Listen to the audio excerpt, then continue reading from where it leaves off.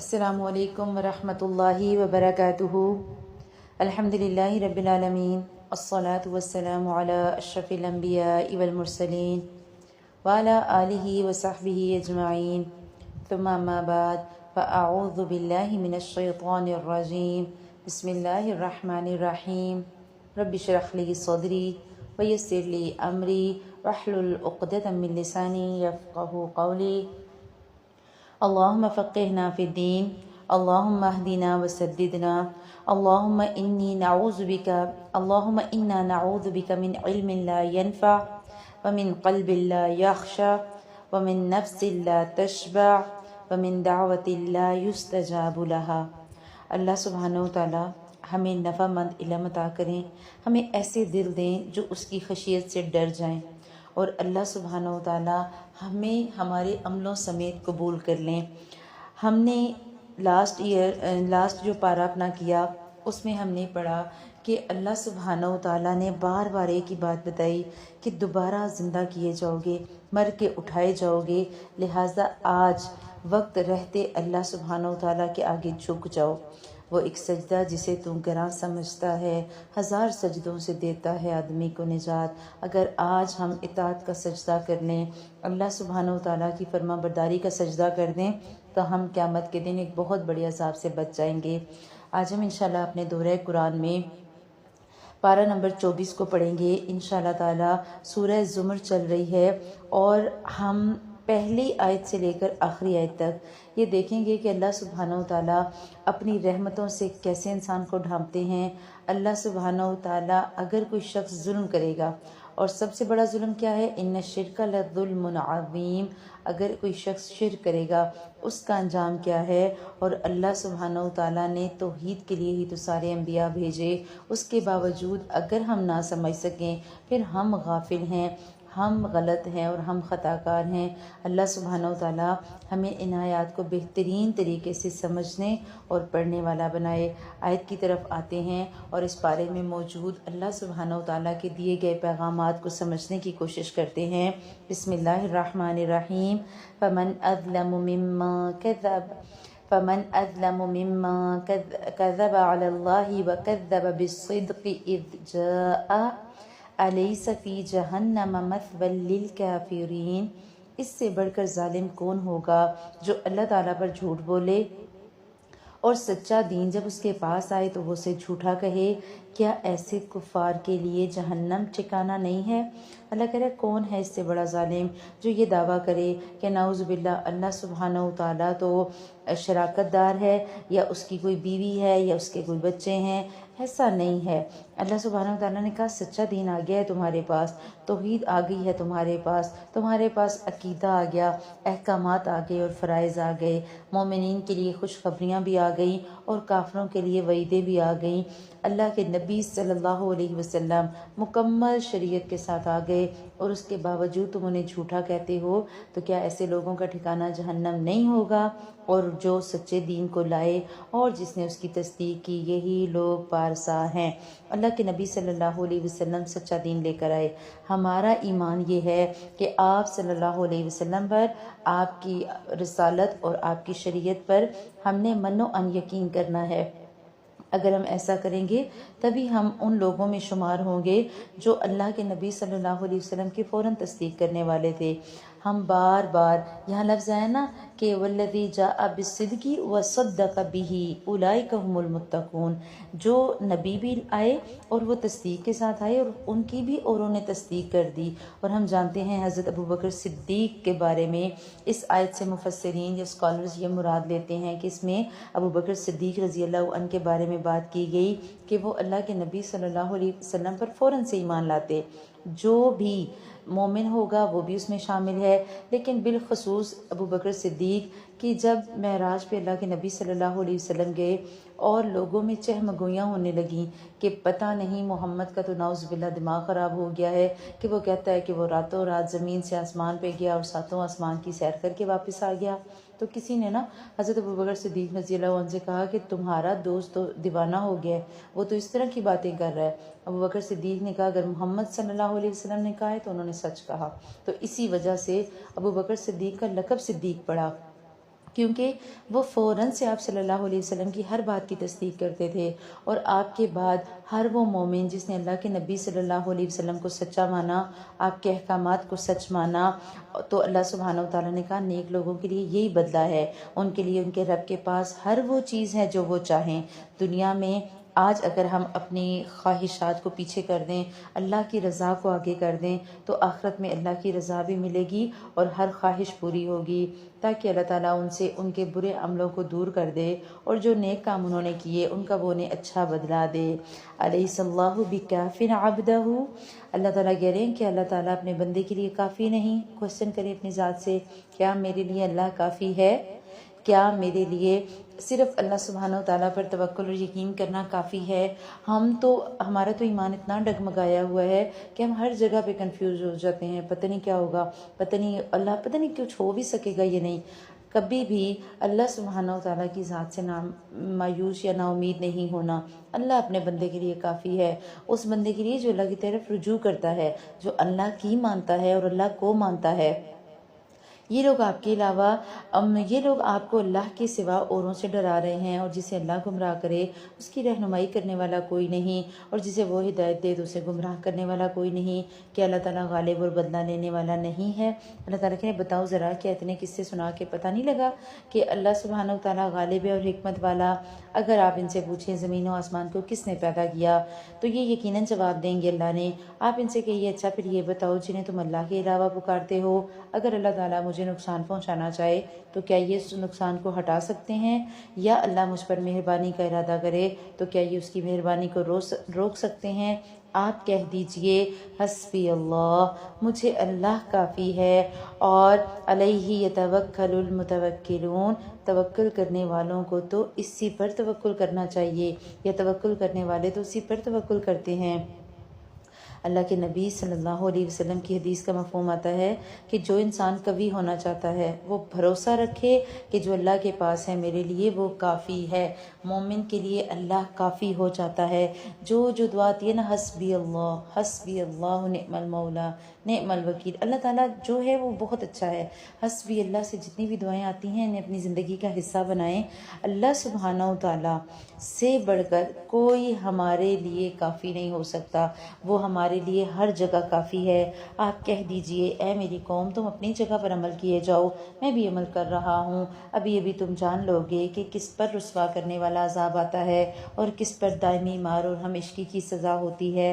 آپ پر ہم نے حق کے ساتھ یہ کتاب نازل کی اور یہ لوگوں کے لیے نازل فرمائی، پس جو شخص راہ راست پر آ جائے اس کی اپنے ہی نفع کے لیے ہے، اور جو گمراہ ہو تو اس کی گمراہی کا وبال اسی پر ہے، آپ اس کے ذمہ دار نہیں۔ اللہ کے نبی صلی اللہ علیہ وسلم کو تسلی دے دی گئی۔ آپ کا کام کیا ہے کہ آپ صرف اس کتاب کے احکامات کو بیان کریں۔ ہدایت کا ذمہ آپ کے لیے نہیں ہے، آپ کا کام ہے بتا دینا۔ آگے اگر کوئی ہدایت لینا چاہے گا، طلب رکھے گا، اسے ہدایت مل جائے گی۔ اللہ ہی روحوں کو ان کے موت کے وقت اور جن کو موت نہیں آتی انہیں ان کی نیند کے وقت قبض کر لیتا ہے، پھر جن پر موت کا حکم لگ چکا ہے انہیں تو وہ روک لیتا ہے اور دوسری روحوں کو ایک مقررہ وقت کے لیے چھوڑ دیتا ہے۔ غور کرنے والوں کے لیے اس میں بہت سی نشانیاں ہیں۔ کس موت کی بات کی گئی اس آیت میں؟ موت جو ہمیں عارضی آتی ہے، روزانہ ہم سوتے ہیں، عارضی موت ہوتی ہے۔ حدیث میں آتا ہے نا کہ نیند موت کی بہن ہے۔ آپ سوئے، آپ کے جسم نے ہر طرح کا سکون حاصل کر لیا، خاموشی ہو گئی، زندگی اور موت کے ایک جو ہے وہ گیپ میں ہمارا جسم آ جاتا ہے، اور پھر جب انسان اٹھتا ہے دوبارہ سے نیند پوری کر کے تو وہ دوبارہ سے ایکٹیو ہو جاتا ہے۔ کچھ لوگ سوتے ہیں اور وہ فوت ہو جاتے ہیں۔ یہاں اس کا بھی ذکر ہے کہ اللہ نے جس کو زندگی نہیں دینی ہوتی، جس کی زندگی ختم کرنی ہوتی ہے، تو وہ سوتا ہے اور دوبارہ اٹھ نہیں پاتا۔ آپ سوچ رہی ہوں گی کہ زندگی کو اللہ تعالیٰ نے نیند کو موت سے اتنا ریلیٹ کیسے کر دیا؟ جب ہم سوتے ہیں تو ہم کیا دعا مانگ کے سوتے ہیں؟ اللہم بسمک اموت و احیا، اے اللہ ہم تیرے نام کے ساتھ مرتے ہیں اور زندہ ہوتے ہیں۔ اسی طرح جب ہم جاگتے ہیں تو ہم کیا پڑھتے ہیں؟ الحمدللہ الذی احیانا بعد ما اماتنا، اے اللہ آپ کا شکر کہ آپ نے ہمیں ہماری موت کے بعد زندگی دی، یعنی ہم سوتے سوتے بھی دائمی موت مر سکتے تھے، لیکن وہ اللہ ہی ہے جو عارضی موت کے بعد ہمیں اٹھا دیتا ہے؟ کیا لوگوں نے اللہ کے علاوہ انہوں کو سفارشی مقرر کر رکھا ہے؟ آپ کہہ دیجئے کہ وہ کچھ بھی اختیار نہ رکھتے ہوں اور نہ ہی وہ عقل رکھتے ہوں، کہہ دیجئے کہ تمام سفارش کا مختار اللہ ہی ہے، تمام آسمانوں اور زمین کا راج اسی کے لیے ہے، تم سب اسی کی طرف پھیرے جاؤ گے۔ جب اللہ کا ذکر اکیلے کیا جائے تو ان لوگوں کے دل نفرت کرنے لگتے ہیں جو آخرت کا یقین نہیں رکھتے، جب اس کے علاوہ کسی اور کا ذکر کیا جائے تو ان کے دل کھل کر خوش ہو جاتے ہیں۔ رکنا ہے اس آیت پہ، آیت نمبر 45 ہے۔ اللہ سبحانہ و تعالیٰ نے دو دلوں کی کیفیت کی بات کی، ایک وہ دل کہ جن کے سامنے جب اللہ کا ذکر کیا جاتا ہے تو وہ نفرت کرنے لگتے ہیں کیونکہ انہیں آخرت پر یقین نہیں ہوتا، اللہ سے محبت نہیں ہوتی، لیکن جب اللہ کے علاوہ کسی اور کا ذکر کیا جاتا ہے تو ان کے دل کھل جاتے ہیں۔ آپ کوشچن اپنے لیے لکھیں کہ میرا معاملہ کیا ہوتا ہے؟ میں جب اکیلی ہوتی ہوں تو میری سوچ، اس کا محور، اس کا مرکز کیا ہوتا ہے؟ سوچیں ذرا، جب میں اکیلی ہوتی ہوں تو میرا کیا کرنے کو دل کرتا ہے؟ چلو میں فری ہوں سو جاتی ہوں، چلو میں فری ہوں لیٹ جاتی ہوں، چلو میں فری ہوں تھوڑا فیس بک چلا لیتی ہوں، میں فری ہوں تو تھوڑا ٹک ٹاک دیکھ لیتی ہوں، میں فری ہوں تو چلو کوئی ڈرامہ دیکھ لیتی ہوں، اور میں فری ہوں تو چلو سب کی اسٹیٹس دیکھ لیتی ہوں، یا میں فری ہوں تو میں کچھ کھا پکا لیتی ہوں۔ میں کیا کرتی ہوں؟ میرا دل اکیلے میں کیا کرتا ہے؟ اور پھر جب اللہ کا ذکر کیا جاتا ہے تو دل کی کیا کیفیت ہوتی ہے؟ اور اللہ کے علاوہ جب ایکسٹرا ایکٹیویٹیز، کسی اور کام کا ذکر ہوتا ہے تب میرے دل کی کیفیت کیا ہوتی ہے؟ ہم اپنے دلوں کو جب خود جج کریں گے نا تو ہمیں پتہ لگے گا کہ ہمارے دل کیسے ہیں۔ آپ کہہ دیجئے اے اللہ آسمانوں اور زمین کے مالک، اور زمین اور آسمان کے پیدا کرنے والے، چھپے کھلے کے جاننے والے، تو ہی اپنے بندوں میں ان امور کا فیصلہ فرمائے گا جن میں وہ الجھ رہے ہیں۔ اگر ظلم کرنے والوں کے پاس وہ سب کچھ ہو جو روئے زمین پر ہے اور اس کے ساتھ اتنا ہی اور ہو تو بھی وہ بدترین سزا کے بدلے میں قیامت کے دن یہ سب کچھ دے دیں اور ان کے سامنے اللہ تعالیٰ کی طرف سے وہ ظاہر ہوگا جس کا انہیں گمان بھی نہ تھا۔ زمین بھر سونا دیں گے تو بھی فدیے میں قبول نہیں کیا جائے گا۔ آگے ہم پڑھیں گے اللہ سبحانہ و تعالیٰ بالکل، ہم نے پیچھے سورۃ البقرہ میں بھی پڑھا تھا، وَلَا يُؤْخَذُ مِنْهَا عَدْلٌ، کوئی معاوضہ اس دن وصول نہیں کیا جائے گا، اس دن تو صرف بدلے دیے جائیں گے، جو کچھ انہوں نے کیا اس کی برائیاں ان پر کھل جائیں گی، اور جس کا وہ مذاق کیا کرتے تھے وہ انہیں آ گھیرے گا، ہر طرح کا عذاب سامنے ہوگا، اور اس دن پھر ہنسی مذاق کا پتہ لگے گا کہ جو دنیا میں ہم کرتے رہے تھے آج اس کا انجام ہے۔ انسان کو جب کوئی تکلیف پہنچتی ہے تو وہ ہمیں پکارنے لگتا ہے، پھر جب ہم اسے اپنی طرف سے کوئی نعمت عطا کریں تو کہتا ہے کہ اسے تو میں محض اپنے علم کی وجہ سے دیا گیا، بلکہ یہ آزمائش ہے، ان میں سے اکثر لوگ علم نہیں رکھتے۔ اللہ سبحانہ و تعالیٰ نعمتیں جب دیتے ہیں تو ہمیں کیا لگتا ہے کہ میں ڈیزرو کرتی تھی، ایکچولی میری ڈگری بڑی تھی نا اس لیے مجھے یہ جاب ملی، اصل میں میں پڑھی لکھی ہوں نا اس لیے میرے ساتھ یہ ہوا، اصل میں میرا بیٹا خوبصورت ہے نا اس لیے اچھی جگہ رشتہ ہوا۔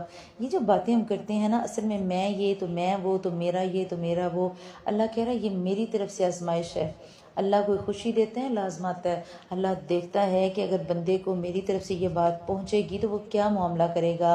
ان سے اگلوں نے بھی یہی بات کی، بس ان کی کارروائی ان کے کچھ کام نہ آئی، پھر ان کی تمام برائیاں ان پر آ پڑیں، اور ان میں سے بھی جو گناہ گار ہیں ان کی ہوئی برائیاں بھی اب ان پر آ پڑیں گی۔ یہ ہمیں ہرانے والے نہیں۔ اگر کوئی شخص کسی کو گناہ کی طرف لے کر جاتا ہے تو گنہگار کے گناہ کی طرف لے کر جانے کی وجہ سے یعنی کوئی بھی برا طریقہ اختیار کرتا ہے تو کیا ہوگا کہ وہ مصیبتیں اس شخص پر بھی آئیں گی جو گناہوں کی طرف ترغیب دینے والا تھا۔ تو ہمیں دھیان رکھنا ہے ہم کوئی بھی ایسا کام نہ کریں جس سے کہ کوئی کرے تو ہمارے گناہوں میں بھی اضافہ ہو، مثلا کوئی میوزک ہو گیا، کوئی سانگ نہ لگائیں اسٹیٹس پہ، کوئی بھی ایسا کام نہ کریں، نہ برائی کی ترویج کریں نہ اس کی تشہیر کریں، ورنہ گناہ گار ہم بھی ہوں گے۔ جو شخص بھی وہ کام کرے گا اس کو تو گناہ ملے گا ہی ملے گا، ہمیں بھی اس کا حصہ ملے گا۔ تو اللہ تعالیٰ ہمیں ان چیزوں کو سمجھنے والا بنائے۔ کیا انہیں یہ نہیں معلوم کہ اللہ تعالیٰ جس کے لیے چاہے روزی کو کشادہ کر دیتا ہے اور تنگ بھی؟ ایمان لانے والوں کے لیے تو اس میں بہت سی نشانیاں ہیں۔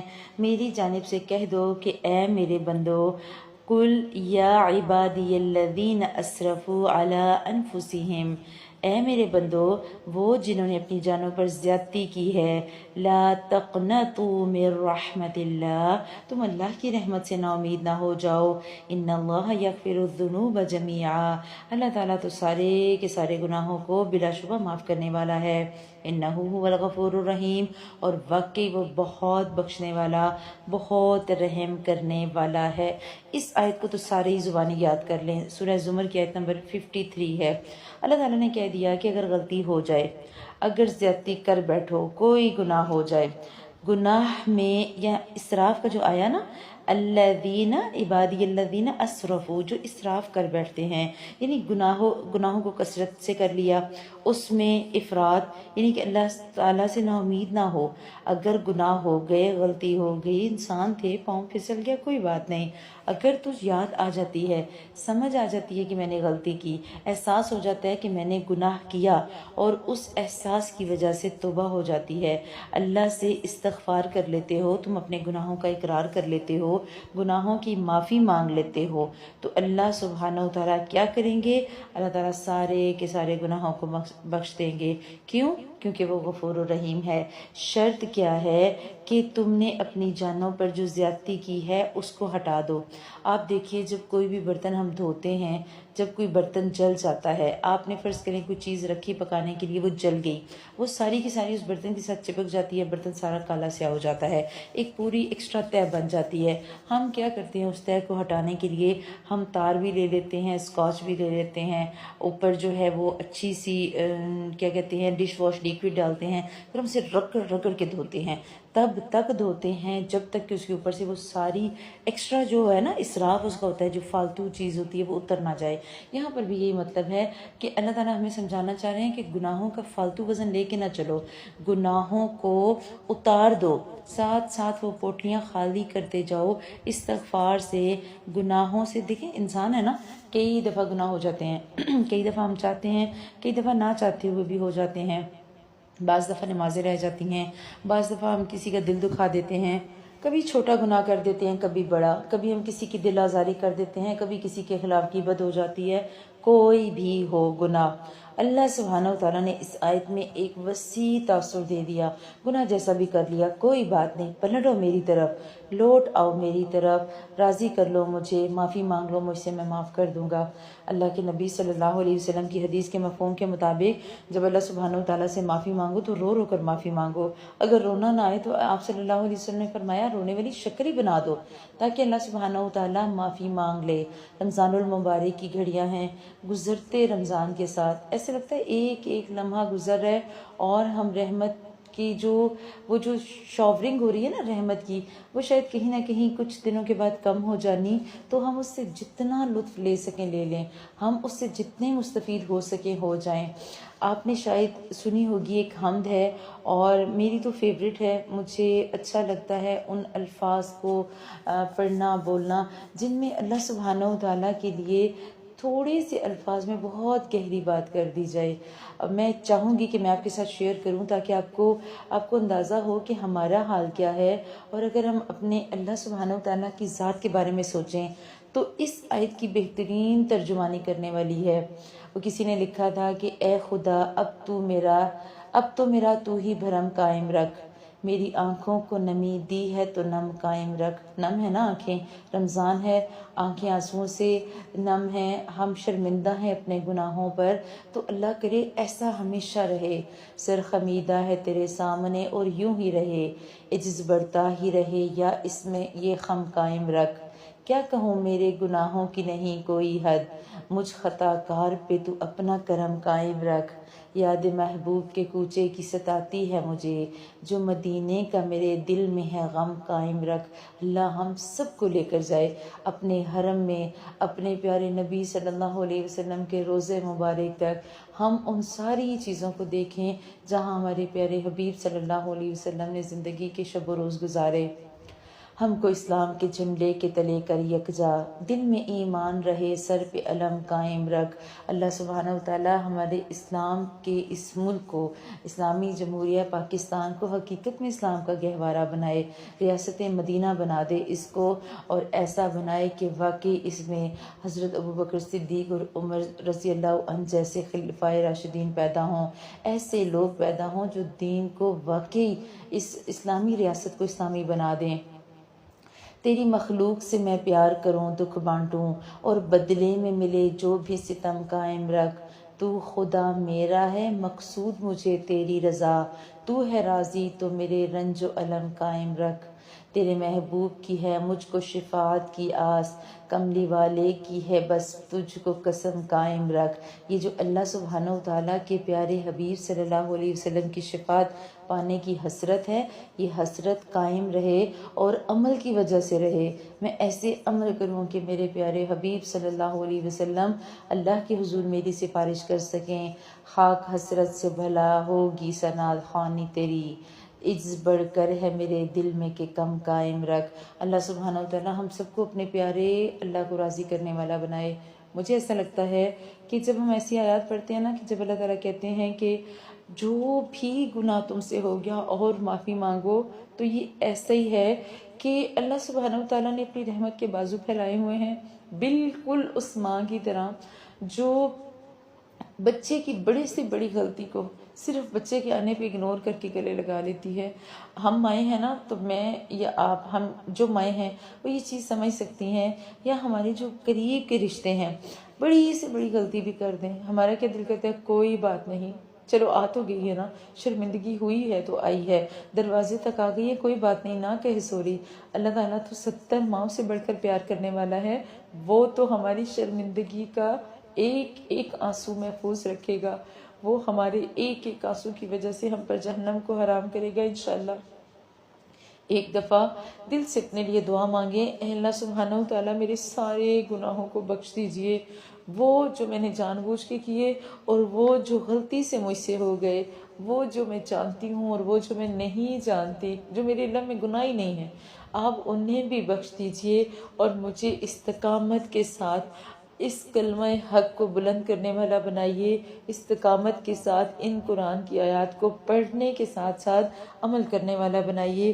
جب ہم دعائیں کریں گے تو اللہ سبحانہ و تعالیٰ ضرور دعا کریں گے، اللہ کی رحمت اور اللہ تعالیٰ کی مغفرت پر ہم نے گناہ نہیں کرنے، ہم نے یہ سوچ کے گناہ نہیں کرنے کہ اللہ سبحانہ و تعالیٰ بخش دے گا لہٰذا گناہ کرتے جاؤ، نہیں، بلکہ شاید کا یہ مطلب ہے کہ جو ہو جائیں، جو غلطی سے ہو جائیں، جو شیطان بہلا پھسلا کر ہمارے راستوں میں بیٹھا ہے نا، ہمیں آگے پیچھے دائیں بائیں ہر طرف سے وار کرتا ہے، ہماری نسلوں پہ وار کرتا ہے، ہمارے اخلاق پہ وار کرتا ہے، ہمارے کردار پہ وار کرتا ہے، جو ہو جائے اللہ سبحانہ و تعالیٰ سے معافی مانگ لیں۔ اور اگلا پیغام اس سے بھی زیادہ اہم کہ تم سب اپنے پروردگار کی طرف جھک جاؤ، وَأَنِيبُوا إِلَىٰ رَبِّكُمْ، انیب ہو جاؤ، اللہ کی طرف جھک پڑو، اور کیا کرو، اس کی حکم برداری کیے جاؤ، اس سے پہلے کہ تمہارے پاس عذاب آ جائے اور پھر تمہاری مدد نہ کی جائے۔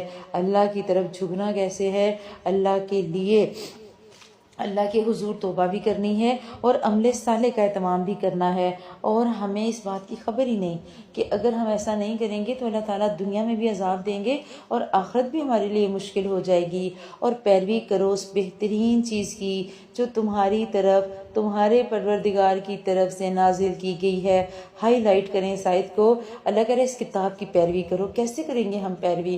کیا ایسے ہی صرف ناظرہ پڑھ کے پیروی ہو جاتی ہے؟ پیروی کرنے کے لیے ضروری ہے نا کہ ہم ان آیات کو کھول لیں، ان کے ترجمے پڑھیں، ان کی تفاسیر پڑھیں۔ علم نہیں ہوگا تو ہم گناہ کریں گے، علم نہیں ہوگا تو ہم غلطیاں ہی کریں گے، علم نہیں ہوگا تو ہم حدود سے اسراف ہی کریں گے۔ لہٰذا ہمیں علم ہونا ہے، اور یہ علم ہونا ہمارے لیے ضروری ہے۔ یہ ہم پر فرض ہے کہ ہم اس قرآن کو ترجمے سے پڑھیں، اس کی تفسیر پڑھیں، تاکہ ہمیں پتہ لگے ہم نے زندگی گزارنی کیسے ہے۔ اللہ کہہ رہا ہے میں نے تو تمہیں بہترین چیز دی، میں نے تو تمہیں یہ بہترین کلام دے دیا، زندگی کے ایک ایک موقع کے لیے ایک ایک حکم مفصل بیان کر دیا، اس کے باوجود تم سمجھتے نہیں ہو، تو تم اس پر عمل کرو اس سے پہلے کہ تم پر اچانک عذاب آ جائے اور تمہیں اس کی اطلاع بھی نہ ہو، تمہیں پتہ ہی نہ چلے کہ کیا ہوا، چاہے وہ عذاب دنیا کا ہو چاہے وہ موت کے بعد آخرت کا ہو۔ ایسا نہ ہو کہ کوئی شخص کے ہائے افسوس اس بات پر کہ میں نے اللہ کے حق میں کوتاہی کی، بلکہ میں تو مذاق اڑانے والوں میں سے ہی رہا۔ مجھے کہا جاتا تھا آؤ نہ ذرا درس سننے، اور میں کہتی تھی اچھا چلے جائیں گے، اب بھی تو بڑی زندگی پڑی ہے، ابھی تو بھائی ابھی میری عمر ہی کیا ہے کہ میں درس سننے چل پڑوں، ابھی میری عمر ہی کیا ہے کیا میں اب تسبیح پکڑ لوں، آپ تو پیچھے ہی پڑ جاتی ہیں۔ ایسے الفاظ مذاق کرتے ہیں نا ہم دین کے ساتھ، ہم کہتے ہیں اچھا کر لیں گے، آپ بوڑھی ہو گئی ہیں تو آپ چاہتی ہیں ساری جائے نماز پہ بیٹھ جائیں، اچھا اب آپ کا دل دنیا سے اٹھ گیا تو اس کا مطلب ہے کوئی بھی دنیا کو انجوائے نہ کرے۔ تو یہ سارے الفاظ ایک وقت آئے گا ہمارے لیے حسرت بن جائیں گے۔ اس ٹائم پہ انسان کہے گا اگر اللہ مجھے ہدایت کرتا تو میں بھی پارسا ہوتی، کاش کہ ہم اس سلیبس کو آج وقت رہتے پڑھ لیں۔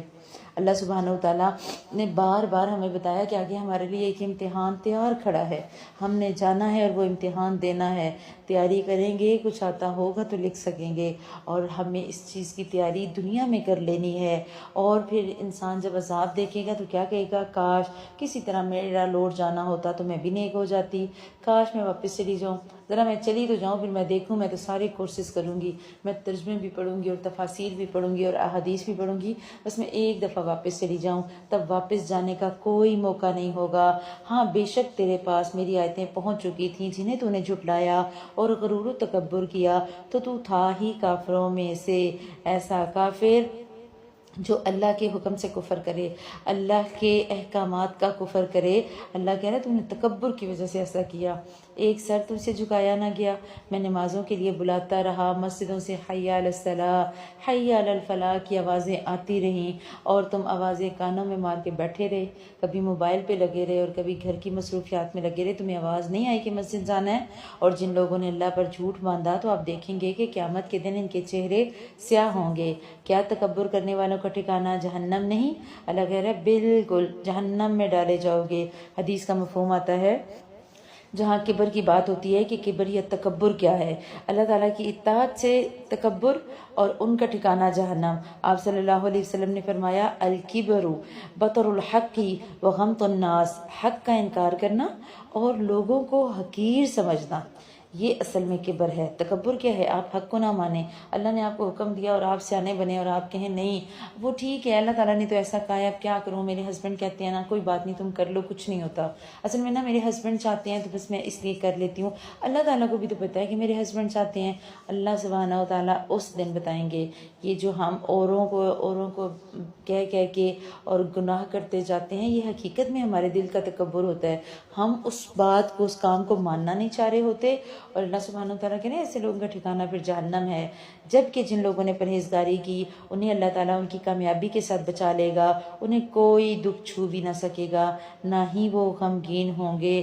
دنیا میں چھوڑائے اس پہ کوئی غم نہیں ہوگا، اور جو ان کے پاس دنیا میں دکھ تھے اس کے باوجود آخرت میں نہ کوئی دکھ چھو بھی نہیں سکے گا، آخرت میں تو انہیں پتہ بھی نہیں ہوگا، اللہ ایسی رحمت دیں گے اور رحمتوں کے ایسے سایوں میں رکھیں گے۔ اور اللہ سبحانہ و تعالیٰ کرے ہم ایسے لوگوں میں شامل ہوں جن کو اس دن کی ہولناکیاں تکلیف نہ دیں، جنہیں قیامت کی ہولناکیوں سے ڈر نہ لگے، اور ان کا سہارا اللہ سبحانہ و تعالیٰ بنے۔ اللہ ہی ہے جو ہر چیز کا پیدا کرنے والا ہے اور وہ ہر چیز کا نگہبان ہے، زمین اور آسمان کی کنجیوں کا وہی مالک ہے۔ جن لوگوں نے اللہ کی آیات کا کفر کیا وہی خسارہ پانے والے ہیں۔ اب کہہ دیجئے اے جاہلو، کیا تم مجھ سے اللہ کے سوا اوروں کی عبادت کرنے کو کہتے ہو؟ یعنی کہ جو اللہ کے احکام کا، جس کو اللہ کے احکام کا علم نہیں اس کو اللہ نے جاہل کہا۔ اب ذرا یہاں پر سوچ کے کوشچن اپنے لیے بھی لکھیں کہ مجھے اللہ سبحانہ و تعالیٰ کے کتنے احکامات کا علم ہے، کہیں ایسا تو نہیں میں بھی جاہلوں میں شمار تو نہیں ہوتی، کہیں ایسا تو نہیں کہ میرے علم میں بھی بہت کمی ہے۔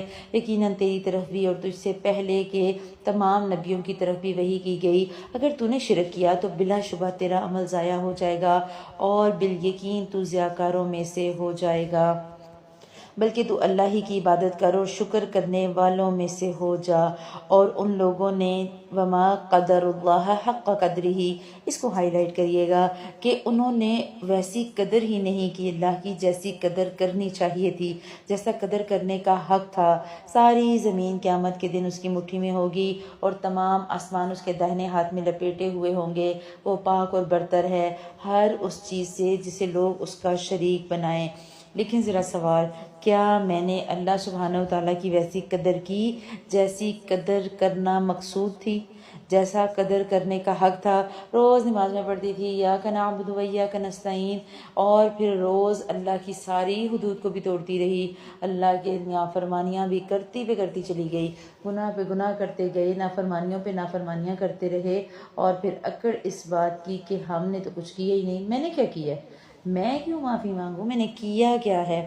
اچھا بھائی میں نے تو کچھ نہیں کیا، تو یہ رویہ کہیں میرا تو نہیں تھا؟ ہمیں بعض دفعہ اللہ سبحانہ وتعالیٰ کے حقوق میں کمی ہو جاتی ہے۔ کبھی کبھی ایسا ہوتا ہے ہم اللہ سبحانہ وتعالیٰ کے حکم کو اس لیے نہیں مان رہے ہوتے، ہمارا خاندان کیا کہے گا، لوگ کیا کہیں گے، برادری کیا کہے گی، اچھا اولاد ہے جوان اولاد کے لیے ہم جو ہے وہ اب جوان اولاد کو تو کچھ نہیں کہہ سکتے، کیا کریں؟ اللہ سبحانہ وتعالیٰ کی ہم قدر نہیں کرتے۔ اس کے بعد حقوق العباد میں بھی ہم ایسے ہی کرتے ہیں۔ بعض دفعہ ہم حقوق العباد پورے کرنے کے چکر میں حقوق اللہ کو چھوڑ دیتے ہیں۔ دونوں کو بیلنس رکھنا ہے۔ اللہ سبحانہ وتعالیٰ نے ہدایت جیسی نعمت دی ہے تو اس ہدایت جیسی نعمت کا ہونا ہمارے لیے یہ باعث رحمت ہے۔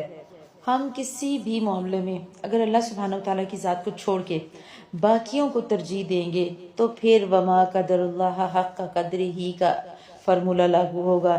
ایک دفعہ ایسا ہوا کہ ایک یہودی اللہ کے نبی صلی اللہ علیہ وسلم کی خدمت میں آیا اور وہ کہنے لگا کہ ہم اللہ تعالیٰ کے بارے میں کتابوں میں یہ بات پاتے ہیں کہ وہ قیامت کے دن آسمانوں کو ایک انگلی پر، زمینوں کو ایک انگلی پر، درختوں کو ایک انگلی پر، پانی اور تری کو ایک انگلی پر اور تمام مخلوقات کو ایک انگلی پر رکھ کر فرمائے گا میں بادشاہ ہوں۔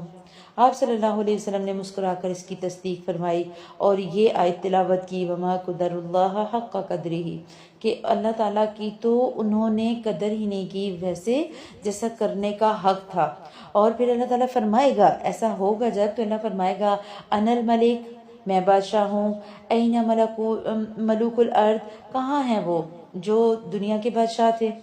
دنیا کے بادشاہ کہاں گئے؟ لمن الملک اليوم، کس آج کے دن کس کی بادشاہت ہے؟ اور پھر کوئی جواب نہیں آئے گا۔ دنیا میں کوئی ایسا نہیں ہوگا جو اللہ کی ان سوالات کا جواب دے۔ پھر اللہ تعالیٰ بولیں گے للہ الواحد القہار، اللہ واحد اور قہار کی ہی تو بادشاہت ہے، اس کے علاوہ کون ہے جس کی بادشاہت ہو؟ اور سور پھونک دیا جائے گا، بس آسمانوں اور زمین والے سب بے ہوش ہو کر گر پڑیں گے مگر جس سے اللہ چاہے۔ پھر دوبارہ سور پھونکا جائے گا، بس وہ ایک دم کھڑے ہو کر دیکھنے لگ جائیں گے، اور پھر زمین اپنے پروردگار کے نور سے جگمگا اٹھے گی، نامہ اعمال حاضر کر دیے جائیں گے، نبیوں اور گواہوں کو لایا جائے گا اور لوگوں کے درمیان حق سے فیصلے کر دیے جائیں گے اور وہ ظلم نہیں کیے جائیں گے۔ جس دن سور پھونکا جائے گا اللہ سبحانہ وتعالیٰ کہہ رہے ہیں پھر ایک دم سارے کھڑے ہو کر اللہ تعالیٰ کی طرف چل پڑیں گے، حشر کے میدان میں جمع ہوں گے اور زمین اپنے رب کے نور سے جگمگا اٹھے گی۔ اس دن غیب کے سارے پردے ہٹ جائیں گے، ہر طرف سے حقیقت عیاں ہو جائے گی کہ ہم نے تو بہت کچھ کھو دیا، ہم نے تو وقت گنوا دیا، اور اس دن اللہ سبحانہ وتعالیٰ کی ذات ہی باقی ہوگی۔ اللہ سبحانہ وتعالیٰ، اچھا روایات میں آتا ہے کہ جب پہلا سور پھونکا جائے گا تو سارے کے سارے لوگ مر جائیں گے، ساروں کو موت آ جائے گی، اور پھر سوائے حضرت اسرافیل کے، ظاہر ہے انہوں نے سور پھونکا ہوگا، اور فرشتے جبرائیل، میکائیل، اس کے بعد جو حاملین عرش ہیں باقی سارے فرشتے بھی، اللہ سبحانہ وتعالیٰ ان سب کو بھی موت دے دیں گے۔ پھر اللہ تعالیٰ حضرت جبرائیل سے پوچھیں گے اچھا کوئی بچہ؟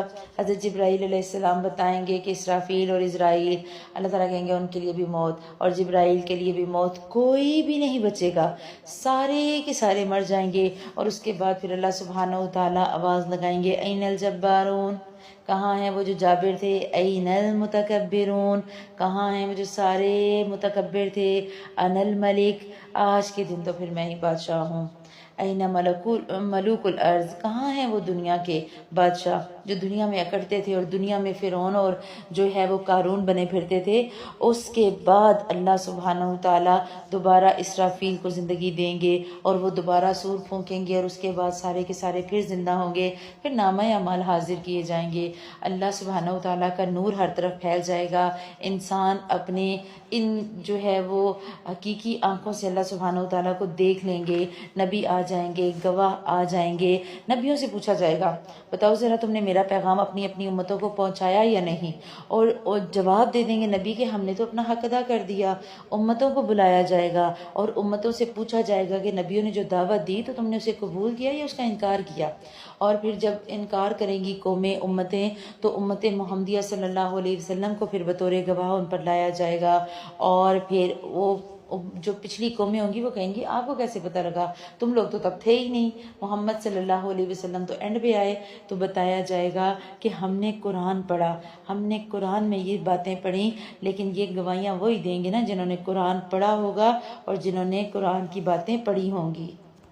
اور جس شخص نے جو کچھ کیا ہے بھرپور دے دیا جائے گا، اور جو کچھ لوگ کر رہے ہیں وہ بخوبی جاننے والا ہے، اللہ تعالیٰ کو سب پتہ ہے کون کیا کر رہا ہے، جس نے کوئی نیکی کی ہوگی اس کی نیکی ضائع نہیں ہوگی، جس نے کوئی برائی کی ہوگی اس کی برائی چھپ نہیں پائے گی، اور انجام کیا ہوگا، کافروں کے غول جہنم کی طرف ہانکے جائیں گے، جب وہ اس کے پاس پہنچ جائیں گے تو اس کے دروازے ان کے لیے کھول دیے جائیں گے، اور وہاں کے نگہبان ان سے سوال کریں گے کیا تمہارے پاس تم میں سے کوئی رسول نہیں آئے تھے جو تم پر تمہارے رب کی آیات پڑھتے تھے اور تمہیں اس دن کی ملاقات سے ڈراتے تھے؟ تو یہ جواب دیں گے ہاں درست ہے، لیکن عذاب کا حکم کافروں پر ثابت ہو گیا، کہا جائے گا اب جہنم کے دروازوں میں داخل ہو جاؤ جہاں یہ ہمیشہ رہیں گے، پس سرکشوں کا ٹھکانہ بہت ہی برا ہے، بلکہ اس کے بدلے میں جو لوگ اپنے رب سے ڈرتے ہیں ان کے گروہ گروہ جنت کی طرف روانہ کر دیے جائیں گے، یہاں تک کہ جب اس کے پاس جائیں گے اور دروازے کھول دیے جائیں گے اور وہاں کے نگہبان ان سے کہیں گے سلام علیکم، تم پر سلامتی ہو، طب تم خوشحال رہو، فادخلوها خالدین، اور تم اس میں ہمیشہ کے لیے چلے جاؤ، ایک گرینڈ ویلکم ہوگا۔ اس کے مقابلے میں جو پچھلوں کے ساتھ ہوا، کون تھے پچھلے؟ متکبرین۔ پچھلی آیت میں دیکھیں نا اللہ تعالیٰ کہہ رہے ہیں فَبِئْسَ مَثْوَى الْمُتَكَبِّرِينَ، بہت برا ٹھکانہ ہے جو تکبر کرتے تھے، جو سمجھتے تھے کہ ہم جو ہے وہ بہت بڑی بلا ہیں، اللہ سبحانہ وتعالیٰ قیامت والے دن سارے تکبر کا ملیا میٹ کر دے گا۔ آج ایسا ہوتا ہے نا کہ ہم دینداروں کو جو ہے وہ کہتے ہیں کہ دیندار، ان پہ ہم ہنستے ہیں، ان کا مذاق اڑاتے ہیں، جبکہ قیامت کے دن ان لوگوں کو VVIP پروٹوکول دیا جائے گا، اللہ تعالیٰ خود ویلکم کریں گے، اہل ایمان کو گروہوں کی شکل میں جنت میں لے جایا جائے گا، پہلے مقربین جائیں گے، پھر ابرار جائیں گے، اسی طرح مختلف لوگوں کا گروہ ہوگا، انبیاء علیہ السلام ہوں گے، صدیقین ہوں گے، شہداء ہوں گے، علماء ہوں گے، قراء ہوں گے، ہر طرح کے لوگ۔ ہم دیکھ لیں ہماری دوستیاں، ہماری گیدرنگز کیسی ہیں، کیونکہ ہم انہی کے ساتھ آخرت میں بھی اٹھائے جائیں گے۔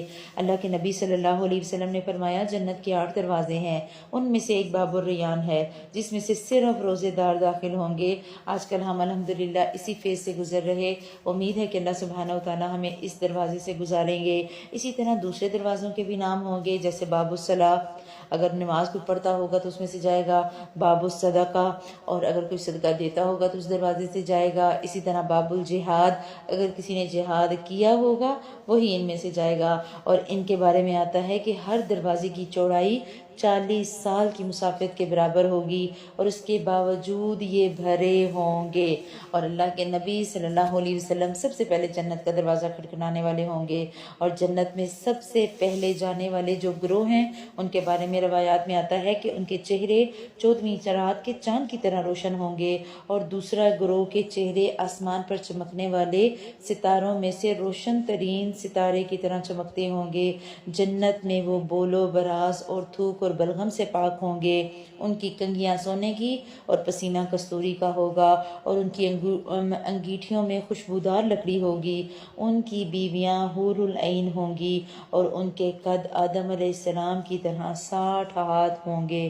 اللہ سبحانہ و تعالیٰ بار بار ہمیں جنت کی رغبتیں دے کر ہمیں سمجھانا چاہ رہے ہیں کہ دیکھو جنت تمہارا انتظار کر رہی ہے، وہاں تمہارے لیے بہت بہترین نظارے، بہت بہترین نعمتیں انتظار کر رہی ہیں، لہٰذا اس طرف آؤ۔ کیا کہو جب ہم جنت میں جائیں گے انشاءاللہ تعالی، اللہ ہم سب کو لے کر جائے، ہمارے پیاروں کو لے کر جائے، جنت میں جانے کے بعد کیا کہیں گے؟ وقالوا الحمدللہ۔ مجھے اس کلمے سے اتنا پیار ہے، میں سوچتی ہوں کہ الحمدللہ کیسے ہماری زبانوں سے جاری ہو جائے گا نا، جیسے قدرتی طور پہ ہماری روٹین بنی ہوتی ہے، ہم صبح اٹھتے ہیں ہم کہتے ہیں الحمدللہ الذی احیانا، ہم کھانا کھاتے ہیں ہم کہتے ہیں الحمدللہ الذی اطعمنا، اس کے بعد ہم چھینک آتی ہے ہم الحمدللہ کہتے ہیں، کوئی مشکل آتی ہے، کوئی صبر آتا ہے ہم الحمدللہ کہتے ہیں۔ غرض ایک بندہ جو دنیا کے ہر کام پر الحمدللہ کہنے کا عادی ہوگا، قیامت کے دن نعمتیں دیکھتے ہی قدرتی طور پر اس کے منہ سے نکلے گا الحمدللہ۔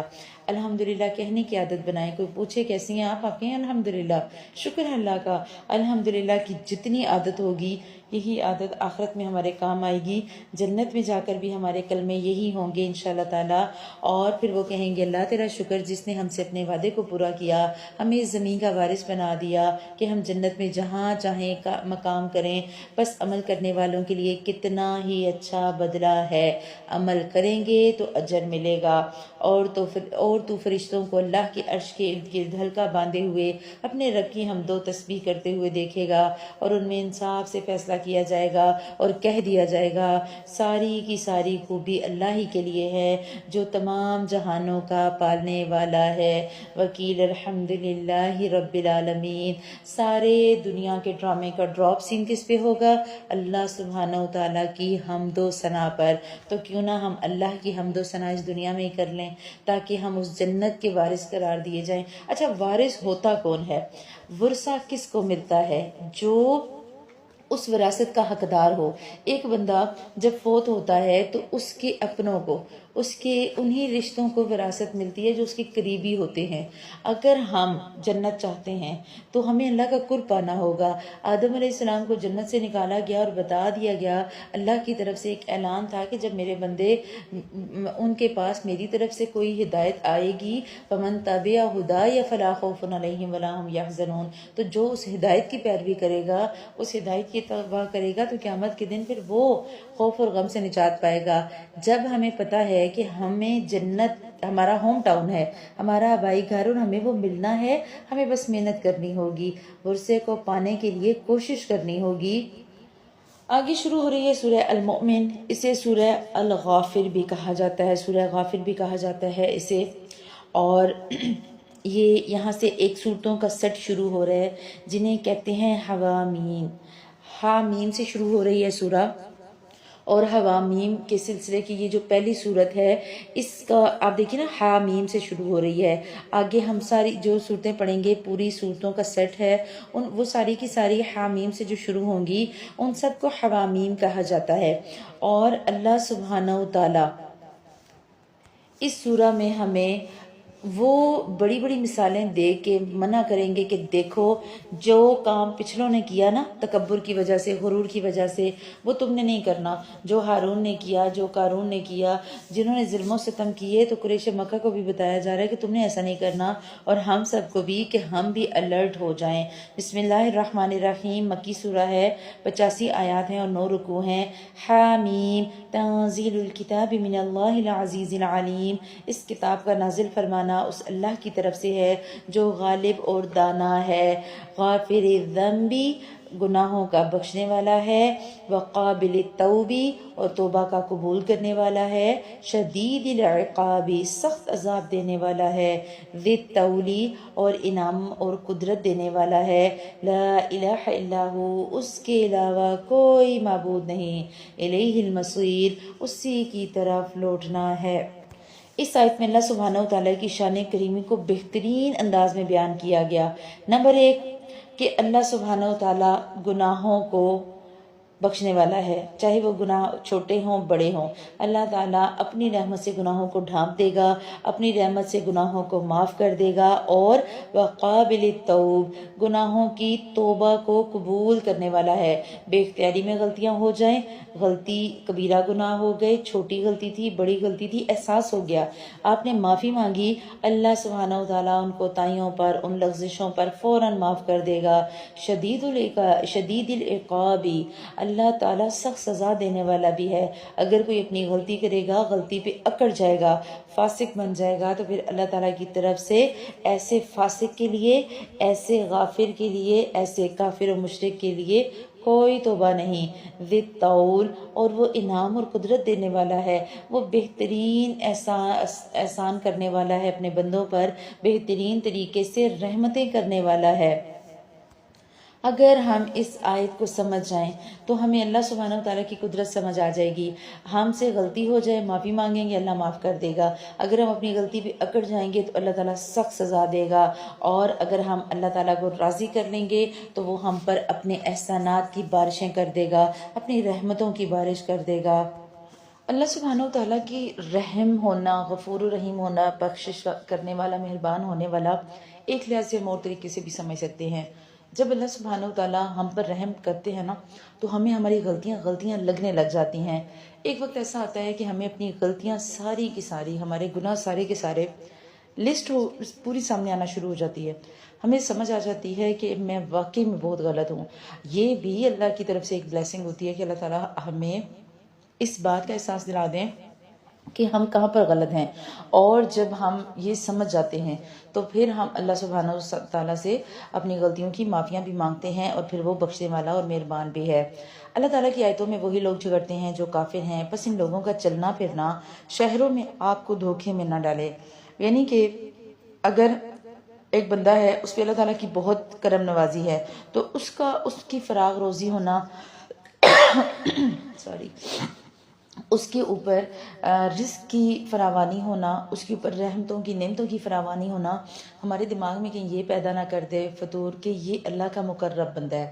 بعض دفعہ کیا ہوتا ہے کہ ایک بندہ اللہ کی نافرمانی کرتا ہے، اللہ اسے ڈھیل دیتے رہتے ہیں، اس پہ اپنی انعامات کی بارش کرتے رہتے ہیں، اسے چھوڑتے نہیں ہیں، اس لیے کہ یہ بندہ کس حد تک جاتا ہے۔ ہو سکتا ہے وہ سنبھل جائے، اور یہ بھی ہو سکتا ہے کہ اللہ تعالیٰ اسے پھر اچانک پکڑ لے۔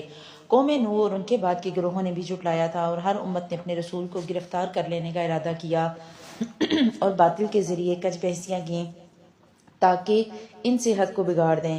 بس میں نے ان کو پکڑ لیا، سو میری طرف سے کیسی سزا ہوئی۔ اور اسی طرح آپ کے رب کا حکم کافروں پر ثابت ہو گیا کہ وہ دوزخی ہیں۔ عرش کے اٹھانے والے اور اس کے پاس کے فرشتے اپنے رب کی تسبیح حمد کے ساتھ کرتے ہیں، اور اس پر ایمان رکھتے ہیں، اور ایمان والوں کے لیے استغفار کرتے ہیں۔ یہ ہے جی ہمارے لیے بہت اہم پیغام اس سورہ میں، آیت نمبر 7 میں۔ اگر ہمیں چاہیے کہ ہم فرشتوں کی استغفارات تک پہنچیں تو ہمیں کیا کرنا ہے، اور پہلے سن لیں کہ فرشتے دعا کیا کرتے ہیں۔ فرشتے ایمان والوں کے لیے استغفار کرتے ہیں اور کہتے ہیں، اے ہمارے پروردگار، تو نے ہر چیز کو اپنی بخشش اور علم سے گھیر رکھا ہے، بس تو انہیں بخش دے جو توبہ کریں اور تیری راستے کی پیروی کریں، اور تو انہیں دوزخ کے عذاب سے بھی بچا لے۔ فرشتے حمد کرتے ہیں، تسبیح کرتے ہیں۔ الذین یحملون العرش ومن حولہ یسبحون بحمد ربہم ویؤمنون بہ۔ عرش کے اٹھانے والے، آپ دیکھیے اللہ کے قریب ترین فرشتے کون ہوں گے؟ جو عرش کو اٹھائے ہوئے ہوں گے، وہ فرشتے ہر وقت اللہ سبحانہ وتعالیٰ کی حمد و تسبیح بیان کرتے ہیں۔ ایک دفعہ آپ بھی کہیں سبحان اللہ وبحمدہ، سبحان اللہ العظیم، سبحان اللہ وبحمدہ عدد خلقہ ورضا نفسہ وزنۃ عرشہ ومداد کلماتہ۔ ہم اللہ سبحانہ وتعالیٰ کی تسبیح بیان کرنے کے قابل نہیں، لیکن ہم اگر اللہ سبحانہ وتعالیٰ کو یاد رکھیں گے، اللہ تعالیٰ کی تسبیحات کرتے رہیں گے، تو اللہ سبحانہ وتعالیٰ کے ساتھ ہم فرشتوں میں بھی شامل ہوں گے۔ ہماری تسبیحات ان تسبیحات سے بھی ملیں گی جو فرشتے کرتے ہیں، اور فرشتے ایمان والوں کے لیے استغفار کرتے ہیں۔ آپ بھی چاہتی ہوں گی نا کہ فرشتے آپ کے لیے دعا کریں؟ سوچیں ذرا ایک لمحے کے لیے، کیا میں چاہتی ہوں کہ میرے لیے بھی فرشتے دعا کریں؟ فرشتے اہل ایمان کے لیے دعا کرتے ہیں، اور اگر فرشتے دعا کرتے ہیں تو ان کی دعا پانے کے لیے کرنا کیا ہے؟ نمبر 1 توبہ کرنی ہے، ٹھیک ہے، للذین تابو، ان کو تو بخش جنہوں نے توبہ کی، واتبعوا سبیلک، اور جنہوں نے تیرے راستے کی پیروی کی، جو تیرے راستے پر چلتے ہیں، وقہم عذاب الجحیم، تو انہیں دوزخ کے عذاب سے بچا لے۔ اگر ہم اللہ کے راستے پر چلیں گے ہمیں فرشتوں کی دعائیں ملیں گی۔ جب فرشتے کسی انسان کے لیے دعا کرتے ہیں تو ہوتا کیا ہے، فرشتے جب کسی انسان کو دیکھتے ہیں کہ وہ بظاہر نیک ہے لیکن اس کا کہیں نہ کہیں پاؤں پھسلنے لگا ہے، فرشتے فوراً اللہ تعالیٰ سے دعا کرتے ہیں کہ اسے ایمان پر ثابت قدم رکھ۔ اللہ سبحانہ و تعالیٰ پھر فرشتوں کی یہ دعائیں قبول بھی کر لیتے ہیں۔ اور دیکھیے مزید کیا دعا کرتے ہیں، اے ہمارے رب تو انہیں ہمیشگی والی جنت میں لے جا جس کا تو نے ان سے وعدہ کیا ہے، اور ان کے باپ داداؤں اور بیویوں اور اولادوں میں سے ان سب کو جو نیک عمل کرنے والے ہیں، یقیناً تو غالب اور حکمت والا ہے۔ دیکھیے فرشتے ہمارے لیے بھی دعا کر رہے ہیں، ہماری فیملی کے لیے۔ ہوتا کیا ہے، ہمیں ہماری فیملی سے کتنی محبت ہوتی ہے، اور جنت میں بھی یہی ہوگا۔ جیسے دنیا میں ہمارا فیملی کوئی ممبر کہیں ہمارے ساتھ نہ جائے ہم اسے مس کرتے ہیں، ہم اگر کوئی نہ جانا چاہے ہم زبردستی اسے لے جاتے ہیں، چلو نا تم بھی، بڑا مزہ آئے گا، تمہارے بغیر ذرا مزہ نہیں آئے گا۔ کہیں آپ نے لنچ کے لیے جانا، کہیں آپ نے پکنک کے لیے جانا، کہیں آپ نے سیر و تفریح کے لیے جانا، کسی شادی پہ جانا، کوئی نہیں بھی جانا چاہتا، کوئی بیمار بھی ہوگا، آپ کہیں گے کوئی بات نہیں ہم گاڑی میں آپ کو بٹھا لیں گے، آپ اس سیٹ پر بیٹھ جائیں، آپ کمفرٹیبل ہو کر بیٹھ جائیں، پر ساتھ چلیں۔ تو یہی حال جنت میں بھی ہوگا، ہمارا دل کرے گا کہ ہمارے سارے فیملی ممبرز ارد گرد ہوں، ساتھ ہوں، پاس ہوں۔ فرشتے اس کے لیے بھی دعا کرتے ہیں۔ اور کیا دعا کرتے ہیں، وقہم السیئات، انہیں تو برائیوں سے بھی محفوظ رکھ۔ حق تو یہ ہے کہ اس دن تو نے جسے برائیوں سے بچا لیا اور اس پر تو نے رحمت کر دی، تو اس سے بڑی کامیابی تو یہی ہے اس دن کی۔ اچھا، اللہ سبحانہ وتعالیٰ کے فرشتے دعائیں کر رہے ہیں، اور دعاؤں میں ایک دعا یہ بھی ہے کہ اللہ تعالیٰ ہمیں برائیوں سے محفوظ رکھے، دنیا میں تو رکھے ہی رکھے، آخرت میں بھی اللہ تعالیٰ ہمیں جہنم کے عذاب سے بچا لے، آخرت کی سزاؤں سے اور آخرت کی برائیوں سے بچا لے۔ آخرت کے عذاب سے جس دن ہم بچ گئے، اگر کوئی بھی شخص آخرت کے عذاب سے بچ گیا اور وہ جنت میں داخل ہو گیا تو یہی سب سے بڑی کامیابی ہوگی۔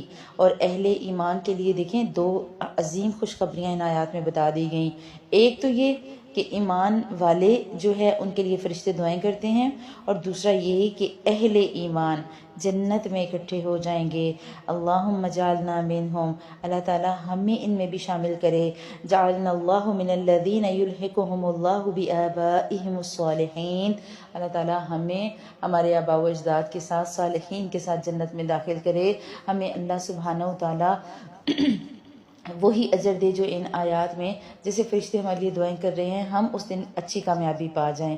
فرشتوں کا کام کیا ہے، بغیر کسی چوائس کے اللہ تعالیٰ کی بندگی کرنا۔ اللہ سبحانہ وتعالیٰ نے ہمیں چوائس دی ہے، ہم نے جنت نہیں دیکھی، ہم نے اللہ کو نہیں دیکھا، ہم نے کسی کو نہیں دیکھا، ہمارا غیب پہ ایمان ہے۔ الذین یؤمنون بالغیب، ہم غیب پہ ایمان رکھتے ہیں، اور غیب پہ ایمان کے باوجود اللہ سبحانہ و تعالیٰ پر ہم پختہ یقین رکھ کر اپنے آپ کو گناہوں سے بچانے کی کوشش کرتے ہیں۔ آپ کو پتہ ہے کہ بہت پیاری حدیث قدسی آتی ہے کہ اللہ سبحانہ و تعالیٰ کی ایک ٹیم ہے، ایک ایسے فرشتوں کا گروہ ہے، ایک ٹیم ہے جو ہر وقت ریسرچ کرتی ہے، گھومتی پھرتی رہتی ہے زمین میں ذرا کیا ہو رہا ہے، اور وہ جب کسی ایسی محفل کے پاس سے گزرتے ہیں جو دین کی محفل ہوتی ہے، جہاں اللہ کا ذکر ہو رہا ہوتا ہے، اللہ تعالیٰ کی باتیں ہو رہی ہوتی ہیں، تو وہ وہاں رک جاتے ہیں، اور پھر وہ ساری محفل اٹینڈ کر کے جب واپس جاتے ہیں تو حدیث میں آتا ہے کہ وہ اللہ سبحانہ و تعالیٰ ان سے پوچھتا ہے کہ جب تم گئے فلاں محفل میں تو میرے بندے کیا کر رہے تھے، اور حالانکہ اس میں الفاظ آتے ہیں کہ حالانکہ اللہ خوب جانتا ہے کہ وہ کیا کر رہے تھے، تو فرشتے بتاتے ہیں کہ اللہ وہ تیرا ذکر کر رہے تھے۔ اللہ تعالیٰ پوچھتے ہیں اچھا وہ کس چیز کو طلب کر رہے تھے، فرشتے بتاتے ہیں کہ وہ تم سے جنت مانگ رہے تھے۔ اللہ سبحانہ و تعالیٰ کہتے ہیں کیا انہوں نے جنت دیکھی ہے؟ فرشتوں نے کہا نہیں۔ اللہ تعالیٰ کہتے ہیں اگر وہ جنت کو دیکھ لیتے تو ان کا کیا حال ہوتا؟ فرشتے کہتے ہیں وہ پھر کبھی جہنم کی آرزو نہ کرتے اور کبھی کوئی ایسا کام نہ کرتے جو جہنم میں جانے والا ہو۔ اسی طرح اللہ سبحانہ و تعالیٰ ان سے پوچھتے ہیں اچھا وہ کس چیز سے پناہ مانگ رہے تھے، حالانکہ اللہ خوب جانتا ہے کہ وہ کس چیز سے پناہ مانگ رہے تھے، اور اللہ سبحانہ و تعالیٰ پوچھتے ہیں جب تو فرشتہ جواب دیتا ہے وہ جہنم سے پناہ مانگ رہے تھے۔ اللہ سبحانہ و تعالیٰ پوچھتے ہیں انہوں نے جہنم کو دیکھا ہے؟ فرشتے کہتے ہیں نہیں۔ اللہ سبحانہ و تعالیٰ فرماتے ہیں اگر وہ جہنم کو دیکھ لیں تو ان کا کیا حال ہو، اور پھر اللہ سبحانہ و تعالیٰ کہتے ہیں جاؤ اعلان کر دو کہ میں نے ان سب کو معاف کیا. فرشتے جواب دیتے ہیں اللہ اس میں فلاں فلاں بندہ بھی ہے جو علم حاصل کرنے نہیں آیا تھا, جو کسی کے ساتھ آ گیا, چلو میں درس پہ جا رہی ہوں تم بھی آ جاؤ ساتھ, نہیں میں نہیں آتی, چلو تھوڑی دیر چلو نا پھر آگے سے بازار چلے جائیں گے, کوئی بائی چانس آ گیا, کوئی گزر رہا تھا اس نے آواز سنی آ گیا. اللہ سبحانہ و تعالیٰ کہتے ہیں گواہ رہو میں نے اس سے بھی بخش دیا اور اس سے بھی بخش دیا. آپ دیکھیں اللہ سبحانہ و تعالیٰ کتنے غفور الرحیم ہیں. وہ تو مجھے لگتا ہے ہمیں بخشنے کے بہانے ڈھونڈتے ہیں. اللہ تعالیٰ چاہتے ہیں کہ وہ ہمیں بخش دیں. اللہ سبحانہ و تعالیٰ ہر وقت کوشش کرتے ہیں ہم کچھ ایسا کریں کہ اللہ ہمیں بخش دے. تو بے شک جن لوگوں نے کفر کیا انہیں یہ آواز دی جائے گی کہ یقیناً اللہ کا تم پر غصہ ہونا اس سے بہت زیادہ ہے جو تم غصہ ہوتے تھے اپنے جی سے. جب تم ایمان والوں کی طرف بلائے جاتے تھے پھر تم کفر کرنے لگتے تھے. یعنی دنیا میں ایمان کی دعوت دی جاتی تھی تو منہ بنا لیتے تھے, تمہیں اچھا نہیں لگتا تھا. آج بھی ایسے ہی ہوتا ہے نا کہ کیا ہوتا ہے, ہم جب اپنے بچوں کو کہیں اٹھو ذرا نماز پڑھو, بچہ کا منہ بن جاتا ہے اور پورا دن انہیں موبائل پہ بٹھائے رکھو, مجال ہے بچوں کو کچھ ہوتا ہو, آپ قرآن کا کہہ دیں منہ بنا لیتے ہیں. یہی سیم رویہ اور بڑوں کا بھی یہی رویہ ہوتا ہے. آپ جتنی مرضی دنیا کی دعوتیں دے دیں فوراً آ جائیں گے. کسی کی شادی کا کارڈ آئے نا فوراً شادی کے لیے چل پڑیں گے. اسی ٹائم پہ کسی کے درس کا کارڈ آ جائے, کوئی فلائر آ جائے, کوئی میسج آ جائے, کوئی اناؤنسمنٹ ہو جائے فلاں جگہ بیان ہو رہا ہے, فلاں جگہ درس ہو رہا ہے, تو فوراً اس پہ ہیلے حجتیں بہانے, کیا کریں ٹائم نہیں ہے. شادیوں پہ جانے کا ٹائم ہے, 4 6 دن کے فنکشن اکٹھے اٹینڈ کرنے کے لیے تیار ہیں, اس کے لیے کپڑے جوتے لینے کو تیار ہیں, لیکن ہم ایک درس سننے کو تیار نہیں ہیں. اچھا پتہ چلے کوئی کورس ہو رہا ہے, کورس کی فیس ہے, اوہو فیس ہے, اچھا نہیں سوری میں نہیں کر سکتی. بغیر فیس کے بھی ملے تب بھی نہیں لینا, فیس کے لیے ملے تب بھی نہیں لینا. اور اگر باہر جانا ہے, اگر پتہ لگے کہ کسی جگہ پر انٹری ٹکٹ بھی ہے تو بھی گھومنے پھرنے چلے جائیں گے, چاہے وہ پارک ہو چاہے وہ کوئی مال ہو, بس پتہ لگنے کی دیر ہے کہ وہاں کوئی نئی سیل لگی ہے, بھاگتے بھاگتے جائیں گے. عموماً کیا حال ہوتا ہے خواتین کا خصوصاً, پتہ لگ جائے کہیں سستا بازار لگا ہے, پتہ لگ جائے کہیں سیل لگی ہے, فوراً بھاگتے ہوئے جائیں گے. اللہ سبحانہ و تعالیٰ نے ان آیات میں نیکیوں کی سیل لگا دی. دیکھو فرشتے تمہارے لیے دعائیں کریں گے, آؤ تو صحیح میرے راستے پہ چلو تو صحیح, فرشتوں کو معمور کر دوں گا. ہم نے کافی عرصہ پہلے آئی تھنک سال ہونے والا ہے, ہم نے ایک لیکچر کیا تھا ایک گاؤں میں, اور اس میں ہم نے ٹاپک یہی رکھا تھا کہ وہ لوگ جن کے لیے فرشتے دعائیں کرتے ہیں تو وہ کون لوگ ہوتے ہیں خوش نصیب. اللہ سبحانہ و تعالیٰ ہمیں ان خوش نصیب لوگوں میں شامل کرے. اللہ تعالیٰ نے تو قدم قدم پہ ہمارے ساتھ فرشتے لگائے ہوئے ہیں جو ہمارے لیے ہر وقت دعائیں کر رہے ہیں, بس ہمیں پتہ نہیں ہوتا. اگر ہمیں پتہ چل جائے تو پھر کیا ہی بات ہے. میں کوشش کروں گی کہ انشاءاللہ عید سے پہلے ایک دفعہ ہم اس لیکچر کو بھی ریپیٹ کر لیں, اس میں کچھ ایسے پوائنٹس تاکہ ہمیں پتہ ہو کہ ہم نے کس کس موقع پر فرشتوں کی دعائیں حاصل کرنی ہیں. وہ کہیں گے اے ہمارے پروردگار تو نے ہمیں دوبارہ مارا ہے اور دوبارہ اٹھائے گا, اب ہم اپنے گناہوں کی اقراری ہیں, کیا اب کوئی راستہ ہے نکلنے کا. پھر کہیں گے اللہ کیا اب کوئی چانس ہے, لیکن اس دن چانس ختم. اس دن تو کیش کیا جانے والا استغفار کا چیک باؤنس ہو چکا, بالکل کوئی موقع نہیں. یہ تمہیں عذاب اس لیے دیا جا رہا ہے کہ جب صرف اکیلے اللہ کا ذکر کیا جاتا تھا تو تم انکار کر دیتے تھے, اور اگر اس کے ساتھ کسی کو شریک کیا جاتا تو تم مان لیتے. بس اب فیصلہ اللہ بزرگ و برتر ہی کا ہے, وہی ہے جو تمہیں اپنی نشانیاں دکھاتا ہے اور تمہارے لیے آسمان سے روزیاں اتارتا ہے. نصیحت تو صرف وہی حاصل کرتے ہیں جو اللہ کی طرف رجوع کرتے ہیں. اس آیت کو ہائی لائٹ کریں, ہمارے لیے بہت اہم پیغام ہے. وما یتذکر الا من ینیب, اللہ کا ذکر اللہ کی نصیحت وہی حاصل کرے گا جو اللہ کی طرف رجوع کرے گا. ٹھیک ہے, جو غوطے لگائے گا علم میں, جو علم حاصل کرنے کی تگ و دو میں, یہ صرف بیسک علم نہیں ہے, یہ وہ ہے کہ آپ نے علم لیا اور علم کا مزہ ہی نہیں چکھا, علم میں غوطے لگائے. آپ نے ایک نارمل ترجمہ پڑھا, پھر آپ نے ایک تفسیر پڑھی, پھر آپ نے ڈیپتھ اسٹڈی کی, پھر آپ نے مزید اس پہ پڑھا. ایک ایک آیت پہ اگر ہم بات کریں تو 2-3 گھنٹے گزر جاتے ہیں ڈیپتھ اسٹڈیز میں. ایک ایک لفظ پہ اتنی لمبی لمبی بات کی جاتی ہے. تو یہ سب ہم نہیں کرنا ہے.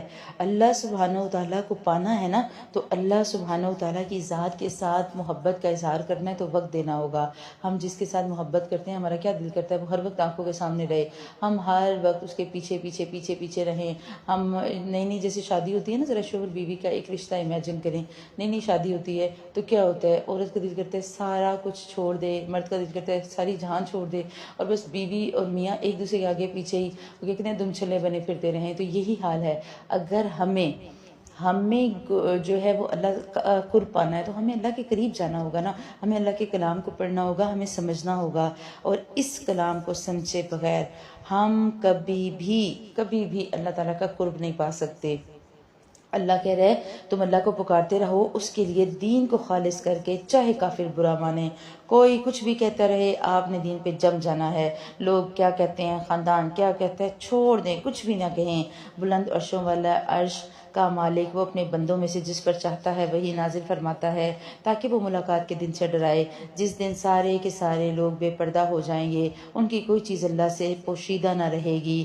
آج کس کی بادشاہت ہے؟ لمن الملک اليوم للہ الواحد القہار، فقط واحد اور قہار کی۔ یہ اس دن کوئی نہیں بولے گا، اللہ بولے گا، اللہ سوال کرے گا اور اتنی خاموشی ہوگی کہ کوئی جواب نہیں دے گا، اور اللہ سبحانہ وتعالیٰ خود جواب دیں گے، خود کہیں گے کہ دیکھو آج میری بادشاہت ہے، آج ہر نفس کو اس کی کمائی کا بدلہ دیا جائے گا، آج کوئی ظلم نہیں کیا جائے گا۔ یقیناً اللہ تعالیٰ بہت جلد حساب لینے والا ہے۔ اللہ سبحانہ وتعالیٰ کے حساب کی ہمیں فکر کرنی ہے۔ اللہ سبحانہ وتعالیٰ دنیا میں تو چھپاتے رہتے ہیں ہمارے گناہ، ہم روز گناہ کرتے ہیں، وہ روز چھپاتا ہے۔ ہم اپنی عادت سے مجبور ہیں نا، ہمارے پاؤں جگہ جگہ پھسل جاتے ہیں، ہماری زبانیں جگہ جگہ پھسل جاتی ہیں، ہمارے قدم لڑکھڑا جاتے ہیں، ہم ایمان پر ثابت قدم نہیں رہ سکتے، اور اللہ تعالیٰ اپنی رحمت کی چادر ڈال کے ہمارے گناہ جو ہے چھپاتا ہے۔ اگر ہمیں احساس ہو جائے، ہم ان گناہوں کی معافی مانگ لیں، تو انشاءاللہ امید ہے کہ قیامت کے دن بھی اللہ رب العزت ہمارے گناہوں پر پردے ڈالیں گے اور ہمیں محفوظ رکھیں گے انشاءاللہ تعالی۔ لیکن وقت رہتے اس کے لیے توبہ کرنی ہوگی۔ انہیں بہت ہی قریب آنے والی قیامت سے آگاہ کر دیجئے، جبکہ دل حلق کو پہنچ جائیں گے اور سب خاموش ہوں گے، اور ظالموں کا نہ کوئی ولی اور نہ کوئی دوست ہوگا، نہ سفارشی کہ جس کی بات مانی جائے، اور وہ آنکھوں کی خیانت کو اور سینوں کی پوشیدہ باتوں کو خوب جانتا ہے۔ بات چھوٹی ہو یا بڑی، باریک ہو یا موٹی، اعلیٰ مرتبے کی ہو یا چھوٹے مرتبے کی، اللہ سبحانہ وتعالیٰ نے کے علم نے ہر چیز کا احاطہ کیا ہوا ہے۔ اگر ہم اللہ کی نافرمانی سے اجتناب کریں گے، اپنے اندر خوف خدا کو قائم رکھیں گے، تو پھر تو ہمیں اجر ملے گا، کیونکہ اللہ سبحانہ وتعالیٰ تو ہمارے وسوسے بھی جانتا ہے، اور اللہ تعالیٰ ٹھیک ٹھیک فیصلہ کر دے گا۔ اس کے علاوہ جنہیں یہ لوگ پکارتے ہیں وہ کسی چیز کا بھی فیصلہ نہیں کر سکتے۔ بے شک اللہ تعالیٰ خوب سنتا اور خوب دیکھتا ہے۔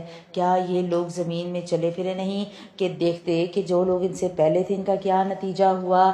وہ با اعتبار قوت و طاقت کے اور با اعتبار زمین میں اپنی یادگاروں کے ان سے بہت زیادہ تھے، بس اللہ نے انہیں ان کے گناہوں پر پکڑ لیا، اور کوئی نہ ہوا جو انہیں اللہ کے عذاب سے بچا لیتا۔ ہم نے ساری قوموں کے ذکر پڑھ لیے۔ اللہ کہہ رہے تم سے طاقت میں بھی زیادہ تھے، مرتبے میں بھی، قوت میں بھی، لیکن جو اللہ کے ساتھ ٹکرایا اللہ نے اس کو نیست و نابود کر دیا۔ یہ ایسا اس لیے ہوا کہ پیغمبر ان کے پاس معجزے لے کر آتے اور وہ انکار کرتے، پس اللہ نے انہیں پکڑ لیا، کیوں یقیناً وہ طاقتور اور سخت سزا دینے والا ہے۔ اور ہم نے موسیٰ کو اپنی آیات اور کھلی دلیلوں کے ساتھ بھیجا فرعون، حامان اور قارون کی طرف، تو انہوں نے کہا یہ تو جادوگر اور جھوٹا ہے۔ بس جب ان کے پاس موسیٰ ہماری طرف سے دین کو حق لے کر آئے تو انہوں نے کہا کہ اس کے ساتھ جو ایمان والے ہیں ان کے لڑکوں کو تو مار ڈالو اور ان کی لڑکیوں کو زندہ رکھو، اور کافروں کی جو ہیلہ سازی ہے وہ غلطی ہی میں ہے۔ اور فرعون نے کہا مجھے چھوڑو کہ میں موسیٰ علیہ السلام کو مار ڈالوں، اسے چاہیے کہ اپنے رب کو پکارے، مجھے تو ڈر ہے کہ یہ کہیں تمہارا دین ہی نہ بدل ڈالے یا ملک میں کوئی بہت بڑا فساد نہ برپا کر دے۔ موسیٰ علیہ السلام نے کہا میں اپنے اور تمہارے رب کی پناہ میں آتا ہوں ہر اس تکبر کرنے والے شخص کی برائی سے جو روز حساب پر جو ہے وہ ایمان نہیں رکھتا۔ اس نے قتل کا ارادہ کیا تو اللہ سبحانہ وتعالیٰ نے موسیٰ علیہ السلام کے دل میں یہ بات ڈالی کہ آپ موسیٰ علیہ السلام اللہ تعالیٰ سے پناہ مانگ لیں۔ جب دشمن کا خوف ہوتا ہے نا تو پناہ مانگنی ضروری ہو جاتی ہے۔ اللہ کے نبی صلی اللہ علیہ وسلم کی مسنون دعا آتی ہے، آپ لوگ بھی یاد کریے، اور میرے خیال میں مسنون دعاؤں کے گروپ میں ہم الحمدللہ اس کو یاد کر چکے۔ اللہم انا نجعلک فی نحورہم ونعوذ بک من شرورہم، اے اللہ ہم تجھ کو ان کے مقابلے میں کرتے ہیں اور ان کی شرارتوں سے تیری پناہ طلب کرتے ہیں۔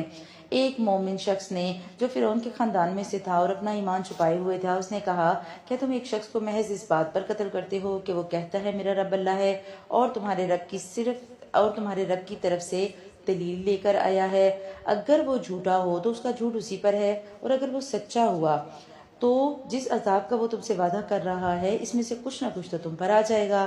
اللہ تعالیٰ اس کی رہبری نہیں کرتا جو حد سے گزر جانے والے اور جھوٹے ہوں۔ دیکھیے ایک شخص تھا، اللہ سبحانہ وتعالیٰ نے اسے ہمت دی، اس نے فرعون جیسے شخص کے سامنے کلمہ حق کو بلند کیا۔ اللہ ہمیں بھی ایسی ہمت اور طاقت دے کہ ہم بھی اپنے ایمان کو اسی طرح سے ظاہر کر سکیں۔ کہنے لگا اے میری قوم کے لوگوں، آج تو بادشاہت تمہاری ہی ہے کہ اس زمین پر تم غالب ہو، لیکن اگر اللہ کا عذاب ہم پر آ گیا تو کون ہے جو مدد کرے گا؟ فرعون بولا میں تو تمہیں وہی رائے دے رہا ہوں جو میں خود دیکھ رہا ہوں، اور میں تو تمہیں بھلائی کی ہی راہ بتا رہا ہوں۔ دیکھیے ایک فرعون تھا، وہ اپنی پوری قوم کو گمراہ کرنے کا سبب بنا۔ ایک فرعون کی باتوں میں آ کر ساری قوم گمراہ ہو گئی۔ اسی طرح بعض دفعہ ایسا ہوتا ہے کہ ایک انسان کی وجہ سے کتنے ہی لوگ برائیوں میں پڑ جاتے ہیں، اور ایسوں کے لیے پھر سزا بھی بہت ہے۔ لہٰذا کہیں پر بھی کچھ بھی ہو رہا ہو دیکھ سنبھل کر دیکھیں اور پھر اس کے مطابق عمل کریں۔ اگر کہیں پر بھی ڈاؤٹ ہے اس جگہ سے پیچھے ہو جائیں فوراً۔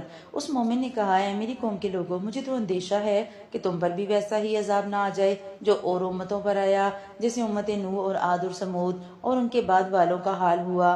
اللہ اپنے بندوں پر کسی طرح کا ظلم نہیں کرنا چاہتا، اور مجھے تم پر ہانک پکار کے دن کا بھی ڈر ہے، جس دن تم پیٹ پھیر کر لوٹو گے، تمہیں اللہ سے بچانے والا کوئی نہ ہوگا، اور جسے اللہ گمراہ کر دے اس کا ہادی کوئی نہیں۔ اس سے پہلے تمہارے پاس حضرت یوسف علیہ السلام دلیلیں لے کر آئے، پھر بھی تم ان کی لائی ہوئی دلیل میں شک و شبہ ہی کرتے رہے، یہاں تک کہ جب ان کا انتقال ہو گیا تو کہنے لگے کہ اس کے بعد تو اللہ کسی رسول کو بھیجے گا ہی نہیں۔ اس طرح اللہ گمراہ کرتا ہے ہر اس شخص کو جو حد سے بڑھ جانے والا اور شک و شبہ کرنے والا ہو۔ جب تک یوسف علیہ السلام زندہ رہے انہوں نے نہیں مانا، جب یوسف علیہ السلام گزر گئے پھر کہنے لگے اب آئے نہ کوئی رسول ہم مان لیں گے، اور پھر جب دوبارہ رسول آیا انہوں نے پھر یہی کام کیا، جو بغیر کسی سند کے جو ان کے پاس آئی ہو اللہ کی آیتوں میں جھگڑتے ہیں۔ اللہ کے نزدیک اور مومنوں کے نزدیک یہ تو بڑی ہی ناراضگی کی چیز ہے۔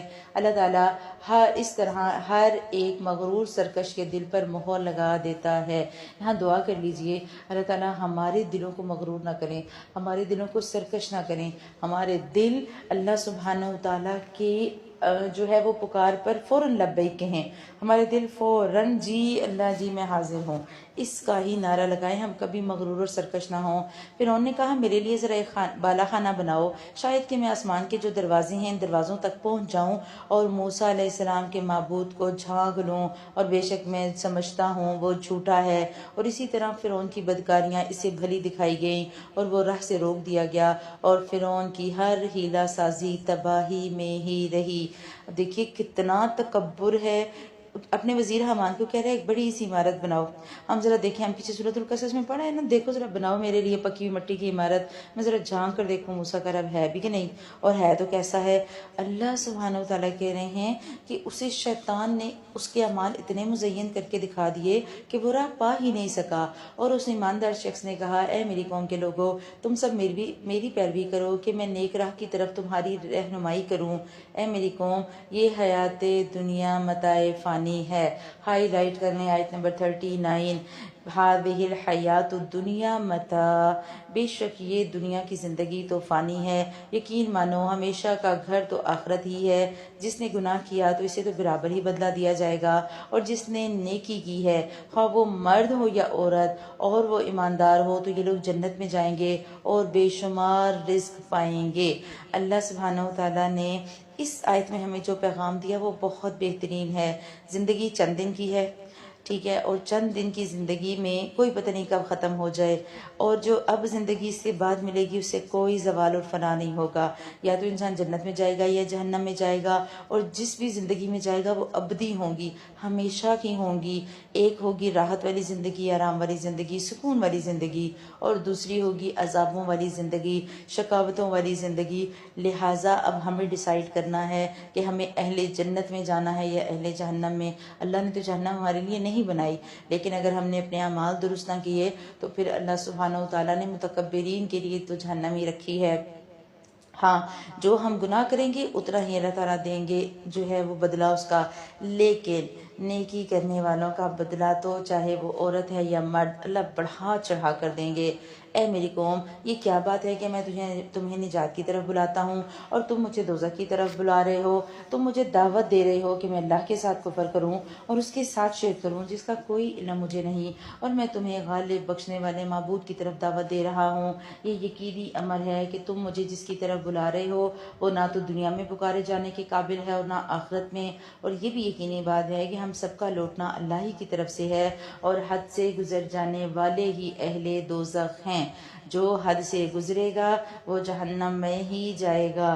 اسراف کسی بھی حد میں اللہ کو قبول نہیں۔ اللہ کی نافرمانیوں کو کرنا، اللہ تعالیٰ کی دی گئی حدود سے تجاوز کرنا، اور اس میں بہت سے مسلمان بھی شامل ہیں۔ یہ جو لفظ ہے نا اسراف، وَأَنَّ الْمُسْرِفِينَ هُمْ أَصْحَابُ النَّارِ، مسرف جتنے بھی ہیں نا وہ آگ میں جائیں گے، چاہے وہ ایمان رکھ کر اسراف کریں یا بغیر ایمان کے اسراف کریں۔ جو ایمان نہیں لاتا وہ تو اللہ کے ساتھ ڈائریکٹ شرک کر لیتا ہے۔ جو ایمان لاتا ہے وہ اللہ پر زبان سے تو ایمان لے آتا ہے، لیکن وہ عمل سے اس کا اقرار نہیں کرتا، وہ اپنے رویے سے ثابت نہیں کرتا۔ نماز کا وقت آتا ہے وہ اپنے سر کو نہیں جھکاتا، اور جب کچھ دینے دلانے کا وقت آتا ہے تو تب اپنے مال کو سمیٹ کر رکھتا ہے۔ یہ سارے لوگ اللہ کرے جو میری حد سے گزرے گا تو حد سے گزر جانے والوں کے لیے تو پھر دوزخ ہی ہے، اور پس آگے چل کر تم میری باتوں کو یاد کرو گے۔ میں اپنا معاملہ اللہ کے سپرد کرتا ہوں، یقیناً اللہ تعالیٰ بندوں کا نگران ہے۔ یہاں اپنے لیے بھی ایک دعا لکھ لیں، اے اللہ سبحانہ وتعالیٰ، میں اپنے تمام کے تمام معاملات وَأُفَوِّضُ أَمْرِي إِلَى اللَّهِ، میں اپنے تمام کے تمام معاملات آپ کے سپرد کرتی ہوں۔ میرے مسئلے آپ حل کر دیجئے، میرے وقت میں آپ برکت دے دیجئے، میرے گھر والوں کے دل میں قرآن کے لیے محبتیں آپ دے دیجئے۔ بس میں صرف ایک اعلان کروں کہ اب سے میں قرآن پڑھوں گی، اب سے میں قرآن کلاسز لوں گی، اور مجھے اس بات پر آپ جما دیجئے، میرے ارد گرد کے لوگوں کے دل نرم کر دیجئے، میرے وقت میں اتنی برکت دیجئے کہ فرشتے مدد کریں میری۔ اور ہوتا ہے، آپ ذرا نیت کر کے دیکھیں، ہم ہمیشہ سوچتے ہیں کہ ہمارے پاس وقت نہیں ہے، ہم نیت اور ارادہ کر لیتے ہیں تو وقت ہو نہ ہو ہمیں اللہ تعالیٰ وقت میں برکت دے دیتے ہوتے ہیں۔ بس اللہ سبحانہ وتعالیٰ نے اسے تمام برائیوں سے محفوظ کر لیا جو اس نے سوچ رکھی تھیں، اور فرعون والوں پر بری طرح کا عذاب الٹایا۔ آگ ہے جس کے سامنے یہ ہر صبح و شام لائے جاتے ہیں، اور جس دن قیامت قائم ہوگی فرعونیوں کو سخت ترین عذاب میں ڈالا جائے گا۔ یہ جو بات کی گئی نا کہ آگ صبح و شام آگ کے سامنے لائے جاتے ہیں، اسکالرز یہ بات کہتے ہیں، مفسرین کہتے ہیں کہ یہ قبر کا عذاب ہے، عالم برزخ کی بات ہو رہی ہے کہ قبر میں ان کو روز صبح و شام عذاب پیش کیے جاتے ہیں۔ احادیث میں اللہ کے نبی صلی اللہ علیہ وسلم سے بڑی تفصیل کے اس سے ان آیات پر روشنی ڈالی ہے۔ حضرت عائشہ نے سوال کیا تو اللہ کے نبی صلی اللہ علیہ وسلم نے جواب فرمایا، حضرت عائشہ نے پوچھا کیا عذاب ہوگا قبر میں؟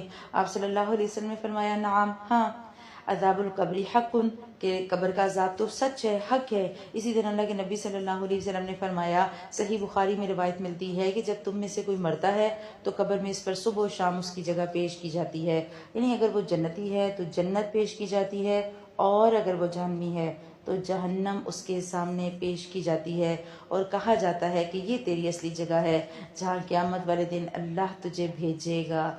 ہم نے قبر کے عذاب سے بھی بچنا ہے، دعا مانگا کریں، اللہم انی اعوذ بک من عذاب القبر۔ اللہ تعالیٰ ہمیں ہمارے پیاروں کو عذاب قبر سے بچائے۔ اور چھوٹی چھوٹی چیزیں ہیں جو عذاب قبر کی، جن کی وجہ سے عذاب قبر ہوتا ہے، اور اس میں سب سے اہم چیز ہے وہ پیشاب کی چھینٹوں سے نہ بچنا۔ جب کبھی واش روم جائیں احتیاط سے بیٹھیں، اپنے بچوں کو سمجھائیں۔ بعض ماؤں کی عادت ہوتی ہے بچے کھڑے ہو کے پیشاب کر رہے ہیں اور آدھی ٹانگیں ساری گندی ہو جاتی ہیں۔ کبھی بھی اپنے بچوں کو کھڑے ہو کر پیشاب کرنے کی عادت نہ ڈالیں، انہیں کہیں بیٹھ کے پیشاب کرو، پیشاب کی چھینٹوں سے بچو، کیونکہ اس پر عذاب قبر ہوگا۔ اور جب قبر کی زندگی مکمل ہوگی اللہ تعالیٰ قیامت کے دن سخت ترین عذاب یعنی جہنم میں ڈالیں گے۔ اور دیکھیں نا، ابھی تو قبر میں مردہ پڑا ہوتا ہے، ہمیں نہیں پتہ لگ رہا ہوتا کہ اس کے ساتھ کیا معاملہ ہے، لیکن احادیث میں آتا ہے کہ اس کو ایسے اذیتیں اور تکلیف دی جاتی ہے کہ ان کی چیخیں ساری مخلوقات سنتی ہیں سوائے جن و انس کے، اور جب کہ دوزخ میں ایک دوسرے سے یہ جھگڑیں گے تو کمزور لوگ تکبر والوں سے یہ کہیں گے کہ ہم تو تمہارے تابع تھے، تو کیا اب تم ہم سے اس آگ کا کوئی حصہ ہٹا سکتے ہو؟ وہ کہیں گے کیا تھوڑا عذاب کم کروا دو گے؟ وہ بڑے لوگ جواب دیں گے کہ ہم بھی تو اسی آگ میں ہیں، اللہ بندوں کے درمیان فیصلہ کر چکا۔ اور تمام جہنمی مل کر جہنم کے داروغاؤں سے کہیں گے کہ تم ہی اپنے پروردگار سے دعا کرو کہ وہ کسی دن تو ہمارے عذاب میں کمی کرے۔ دیکھیں کیا کہیں گے، تھوڑی سی کمی ہو جائے، تھوڑی دیر کے لیے ہی ہو جائے۔ وہ جواب دیں گے کیا تمہارے پاس رسول معجزے لے کر نہیں آئے تھے؟ کیا وہ کہیں گے کیوں نہیں آئے تھے؟ وہ کہیں گے پھر اب تم بھی دعا کرو۔ اور کافروں کی دعا تو محض بے اثر اور بے راہ ہے۔ اللہ سبحانہ و تعالیٰ دعا دنیا میں قبول کرتے ہیں، آخرت تو دار و جزا ہے۔ اب ایمان لانا، توبہ کرنا، عمل کرنا کوئی گنجائش نہیں۔ اب تو جو دنیا میں بویا تھا اس کے کاٹنے کا وقت ہے۔ یقیناً ہم اپنے رسولوں کی اور ایمان والوں کی مدد دنیاوی زندگی میں بھی کریں گے، اور اس دن بھی جب گواہی دینے والے کھڑے ہو جائیں گے۔ اس آیت کو یاد رکھنا ہے، اللہ نے ہمیں بہت پیارا پیغام دیا۔ اللہ دنیا میں بھی ایمان والوں کی مدد کرتا ہے، ہمیں ڈٹنا ہوگا۔ آپ دیکھیے حضرت ابراہیم علیہ السلام کے لیے نہیں اللہ نے کہا وَقُلْنَا يَا نَارُ كُونِي بَرْدًا وَسَلَامٌ عَلَىٰ ابراہیم، کہ اے آگ تو ٹھنڈی ہو جا، ابراہیم علیہ السلام پر سلامتی والی بن جا۔ دنیا میں حضرت نوح علیہ السلام کی مدد نہیں ہوئی، دنیا میں صحابہ کرام کی مدد نہیں ہوئی، اللہ کے نبی صلی اللہ علیہ وسلم کی مدد نہیں ہوئی، تو دنیا میں مدد کرتے ہیں اللہ تعالیٰ۔ آپ کو بھی اپنی زندگی میں کوئی نہ کوئی ایسا واقعہ اس وقت ضرور یاد آ رہا ہوگا جب کہ آپ انتہائی مشکل میں ہوں گی اور اللہ سبحانہ و تعالیٰ نے معجزاتی طور پر مدد کی ہوگی۔ اور واقعی میں تو ان تجربات سے بہت گزری ہوں، اور میرے خیال میں ہر بندہ گزرتا ہے، بس ہم ریئلائز نہیں کر سکتے۔ لیکن ہم ہمیشہ ایسی جگہ سے گزرتے ہیں، ایسے موقعوں سے گزرتے ہیں کہ لگتا ہے کہ زندگی ختم یا ہمارا امتحان شروع، لیکن اللہ تعالیٰ ہمیں اس امتحان سے نکال دیتے ہیں۔ جس دن ظالموں کو ان کی معذرت کچھ نفع نہ دے گی، اور ان کے لیے لعنت ہی ہوگی، اور ان کے لیے برا گھر ہوگا۔ ہم نے موسیٰ علیہ السلام کو ہدایت نامہ عطا فرمایا اور بنی اسرائیل کو اس کتاب کا وارث بنایا کہ وہ ہدایت و نصیحت ہی عقل مندوں کے لیے۔ بس اے نبی تم صبر کرو، اللہ کا وعدہ بے شک سچا ہے، تو اپنے گناہوں کی معافی مانگتے رہو اور صبح و شام اپنے پروردگار کی تسبیح اور حمد بیان کرتے رہو۔ بہت بہت پیاری آیت ہے۔ اللہ سبحانہ و تعالیٰ نے آپ صلی اللہ علیہ وسلم کو مخاطب کر کے دراصل ہمیں پیغام دیا۔ اللہ کے نبی صلی اللہ علیہ وسلم کے لیے تو آیا کہ نبی معصوم ہوتے ہیں، گناہوں سے پاک ہوتے ہیں۔ ہمیں پیغام دیا گیا کہ ہم نے اپنے گناہوں کی معافی مانگنی ہے، صبح و شام اپنے پروردگار کی تسبیح اور حمد بیان کرنی ہے۔ اور جو لوگ باوجود اپنے پاس کسی سند کے نہ ہونے کے اللہ کی آیات میں جھگڑا کرتے ہیں، ان کے دلوں میں بجز نیری برائی کے اور کچھ نہیں، اور وہ تو اس تک پہنچنے والے ہی نہیں۔ سو تم اللہ کی پناہ مانگتے رہو، بے شک وہ پورا سننے والا اور سب سے زیادہ دیکھنے والا ہے۔ آسمان و زمین کی پیدائش یقیناً انسان کی پیدائش سے بہت بڑا کام ہے، لیکن اکثر لوگ نہیں جانتے۔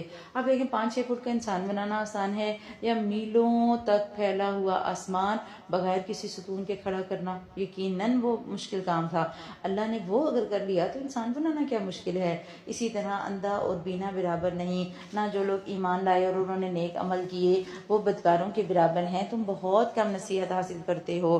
ایک بندہ جس نے اپنی ساری خواہشات کو مار دیا، جس نے اپنا سب کچھ اللہ تعالیٰ کو دے دیا، اس کا اجر اور ایک بندہ جو اپنی ساری عیاشیوں میں دنیا میں زندگی گزارتا رہا کبھی برابر نہیں ہو سکتے۔ قیامت بالیقین اور بلا شبہ آنے والی ہے، لیکن یہ اور بات ہے کہ بہت سے لوگ ایمان نہیں لاتے، اور تمہارے رب کا فرمان تو ہو چکا کہ میرے سے دعا کرو۔ اس آیت کو ہائی لائٹ کریں، آیت نمبر ہے 60، وَقَالَ رَبُّكُمُ ادْعُونِي أَسْتَجِبْ لَكُمْ۔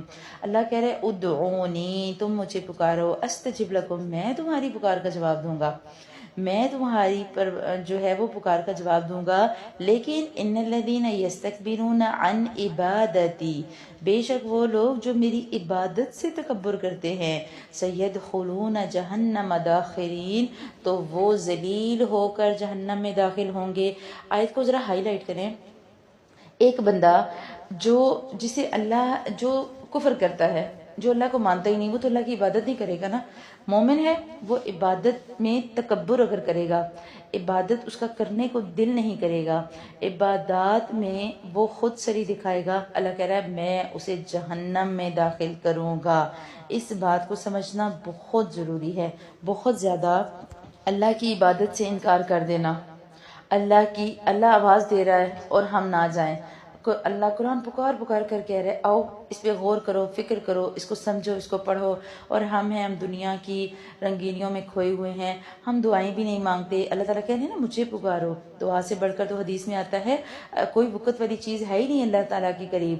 اللہ سبحانہ و تعالیٰ تو انتظار میں ہوتے ہیں کہ کب وہ بندہ دعا کرے اور میں قبول کروں، لیکن ہم اس میں ڈھیلے ڈھالے ہوتے ہیں، ہم دعاؤں میں بھی کمیاں کرتے ہیں اور ہم عبادات سے بھی نظریں چراتے ہیں۔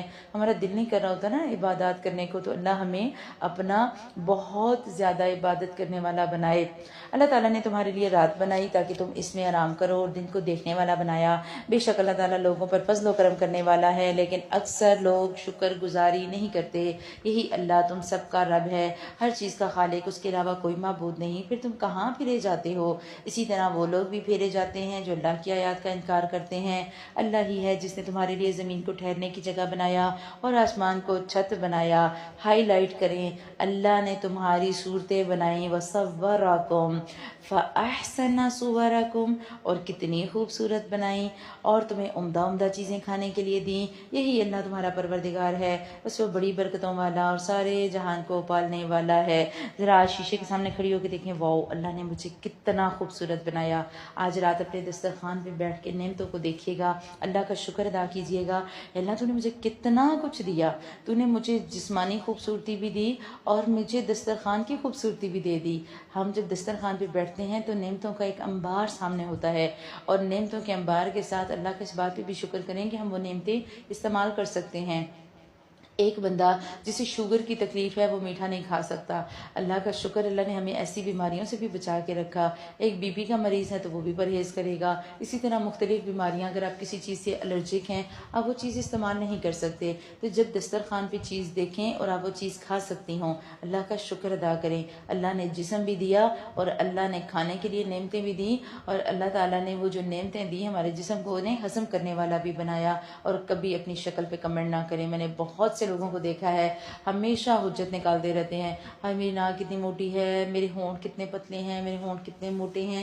یہاں سے یہ ایسے نہ ہوتا نا، یہاں سے یہ جو لائن بنی ہوتی تو اچھی لگتی، یہاں سے آنکھیں تھوڑی سی باہر ہوتی نا تو اچھی لگتی، یہاں سے آنکھیں تھوڑی اندر ہوتی تو اچھی لگتی، آئی بروز یہاں سے ملے نہ ہوتے تو اچھے لگتے۔ ناپ گئے، اللہ کہہ رہا ہے میں نے بنایا اور بہت خوبصورت بنایا، لہٰذا اللہ کی بنائی ہوئی تخلیق پر کبھی حجت بازی نہ کریں۔ اللہ تو زندہ ہے جس کے علاوہ کوئی معبود نہیں، بس تم خالص ہو کر اسی کو پکارو۔ الحمدللہ رب العالمین، تمام کی تمام تعریفیں اس اللہ کے لیے ہیں جو تمام جہانوں کا پالنے والا ہے۔ اللہ بار بار کہہ رہے دیکھو دین پہ جم کر تو دیکھو، دین کے لیے خالص ہو کر تو دیکھو، تم ایک دفعہ اپنے قدموں کو جما کر تو دیکھو، ایک دفعہ اللہ کو صحیح اس طرح پکار کر تو دیکھو۔ ہم پیچھے پڑ چکے نا، وما قدر اللہ حق کا قدر ہی، انہوں نے تو اس طرح سے قدر ہی نہیں کی، ہم بھی نہیں کرتے۔ اللہ ہمیں اپنی قدر کرنے والا بنائے۔ آپ کہہ دیجئے مجھے ان کی عبادت سے روک دیا گیا جنہیں تم اللہ کے علاوہ پکارتے ہو، اس بات پر کہ میرے پاس تو میرے رب کی دلیلیں آ گئیں، مجھے حکم دیا گیا کہ میں تمام جہانوں کے رب کا فرما بردار بن جاؤں۔ وہی ہے جس نے تمہیں مٹی سے، پھر نطفے سے، پھر خون کے لوتھڑے سے پیدا کیا، پھر تمہیں بچے کی صورت میں وہ نکالتا ہے، پھر وہ تمہیں بڑھاتا ہے کہ تم اپنی پوری قوت کو پہنچ جاؤ، جوانی پہ آ جاؤ، پھر وہ تمہیں بوڑھا کر دیتا ہے، اور تم میں سے بعض تو پہلے ہی فوت ہو جاتے ہیں، اور بعض تو وہ تمہیں چھوڑ دیتا ہے تاکہ تم معین مدت تک پہنچ جاؤ، تاکہ تم سمجھ بوجھ حاصل کر لو۔ اور کئی ہوتے ہیں نا بچپن میں مر گئے، کئی جوانی میں مر گئے، کئی کو اللہ تعالیٰ بڑھاپے میں تک زندہ رکھتا ہے، اور ہم بوڑھوں کی بات غور سے سنتے ہیں، کیونکہ بوڑھے کیا کہتے ہیں کہ ہم نے یہ بال دھوپ میں سفید نہیں کیے۔ اللہ کہتے ہیں میں اس لیے کرتا ہوں کہ تاکہ تم زندگی کے آخری حد میں جاؤ، اور تب تک تم اپنے علم کے نچوڑ سے خود بھی جو ہے وہ ہدایت حاصل کرو اور دوسروں کو بھی لے کر جاؤ، آخرت کی زندگی کے لیے جیو، اور آخرت کے لیے ہی جو ہے تمہیں موت آئے۔ اللہ ہے جو چلاتا اور مارتا ہے، پھر جب وہ کسی کام کا کرنا مقرر کر دیتا ہے تو اسے صرف یہ کہتا ہے ہو جا، بس وہ ہو جاتا ہے۔ کیا تم نے دیکھا نہیں وہ لوگ جو اللہ کی آیات میں تکبر کرتے ہیں وہ کہاں پھیرے جاتے ہیں؟ جن لوگوں نے اللہ کی کتاب کو جھٹلایا اور اسے بھی جو ہم نے اپنے رسولوں کے ساتھ دے کر بھیجا، انہیں ابھی ابھی حقیقت معلوم ہو جائے گی، کچھ عرصہ گزرے گا انہیں پتہ لگ جائے گا کہ انہوں نے کیا کھویا اور کیا پایا، جبکہ ان کی گردنوں میں توق ہوں گے اور زنجیریں ہوں گی کہ وہ گھسیٹے جائیں گے۔ یہ جو ہم سنبھال کے چیزیں رکھتے ہیں نا، انہی چیزوں کے توق بنا کے گلوں میں پہنائے جائیں گے۔ کھولتے ہوئے پانی میں ہوں گے اور پھر جہنم کی آگ میں جلائے جائیں گے، عذاب در عذاب، عذاب در عذاب۔ اللہم انا نعوذ بک من عذاب جہنم، اللہ ہمیں ایسے عذابوں سے بچا لے۔ پھر ان سے پوچھا جائے گا جنہیں تم شریک کرتے تھے کہاں ہیں وہ جو اللہ کے علاوہ تھے؟ وہ کہیں گے کہ ہم تو بہک گئے تھے، بلکہ ہم تو اس سے پہلے کسی کو پکارتے ہی نہ تھے۔ اللہ کافروں کو اسی طرح گمراہ کرتا ہے، پہلے اقرار کریں گے پھر انکار کر دیں گے۔ یہ بدلہ ہے اس کا جو تم زمین میں ناحق پھولے نہ سماتے تھے اور بے جا اتراتے پھرتے تھے۔ یہ ہے بات سمجھنے والی۔ اللہ کا پیغام ہے کہ دنیا میں اتراؤ گے نا تو تمہارا انجام برا ہی ہوگا۔ اور دنیا میں ہم اتراتے کیوں ہیں؟ آگے ہم پڑھیں گے سورۃ تکاثر میں، الہاکم التکاثر حتی زرتم المقابر، تمہیں تو جمع کرنے نے میں یہ بھی لے لوں، یہ بھی لے لوں، یہ بھی لے لوں، اور میں دوسروں کو بڑھا چڑھا کر دکھاؤں، اور تمہیں اسی چیز نے جو ہے غافل رکھا اور تم حتیٰ کہ قبروں تک پہنچے۔ اب دیکھیے نا، آخرت کی زندگی کے لیے ہم اگر جئیں گے تو پھر ہمیں کثرت کی فکر نہیں ہوگی، لیکن اگر ہم کثرت کی دوڑ میں زندگی گزاریں گے تو ہماری زندگی ساری غفلت میں گزرے گی۔ حدیث کا مفہوم آتا ہے انسان کے منہ کی لالچ کو تو صرف اور صرف قبر کی مٹی بھر سکتی ہے، اس کے علاوہ کوئی نہیں بھر سکتا، اتنا انسان لالچی ہے۔ لہٰذا اب آؤ جہنم میں ہمیشہ کے لیے اس کے دروازوں سے داخل ہو جاؤ۔ کتنی ہی بری جگہ ہے تکبر کرنے والوں کے لیے۔ بس آپ صبر کریں کہ اللہ کا وعدہ سچا ہے، ان سے ہم نے جو وعدے کر رکھے ہیں ان میں سے کچھ ہم آپ کو دکھائیں، یا ہم اس کو، یا اس سے پہلے ہم آپ کو وفات دے دیں۔ ان کا لٹایا جانا تو ہماری طرف ہی ہے۔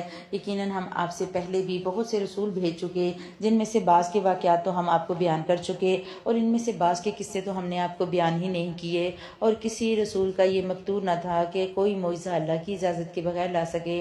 پھر جس وقت اللہ کا حکم آئے گا، حق کے ساتھ فیصلے کو کر دیا جائے گا، اور اس جگہ اہل باطل خسارے میں رہ جائیں گے۔ اللہ تو وہ ہے جس نے تمہارے لیے چوپائے پیدا کیے، جن میں سے بعض پر تم سوار ہوتے ہو اور بعض کو تم کھاتے ہو، اور بھی تمہارے لیے ان میں بہت سے نفع ہیں، اور تاکہ اپنے سینوں کی چھپی ہوئی حاجتوں کو انہی پر سوار کر کے حاصل کرو، اور ان چوپایوں اور کشتیوں پر تم سوار کیے جاتے ہو۔ اللہ سبحانہ و تعالیٰ نے بتا دیا، ہم تو کتنے ہی فائدے حاصل کر لیتے ہیں، ہماری تو کھالیں اور جوتے اور کپڑے جانوروں کی کھالوں سے بنتے ہیں، اور دودھ اور مکھن اور گھی اور ملائیاں، تو اللہ سبحانہ و تعالیٰ کہہ رہے ہیں تمہارے لیے نصیحتیں ہیں، اللہ تو تمہیں اپنی نشانیاں دکھاتا جا رہا ہے، بس تم اس کی کس کس نشانیوں کا منکر بنتے رہو گے؟ کیا انہوں نے زمین میں چل پھر کر اپنے پہلوؤں کا انجام نہیں دیکھا؟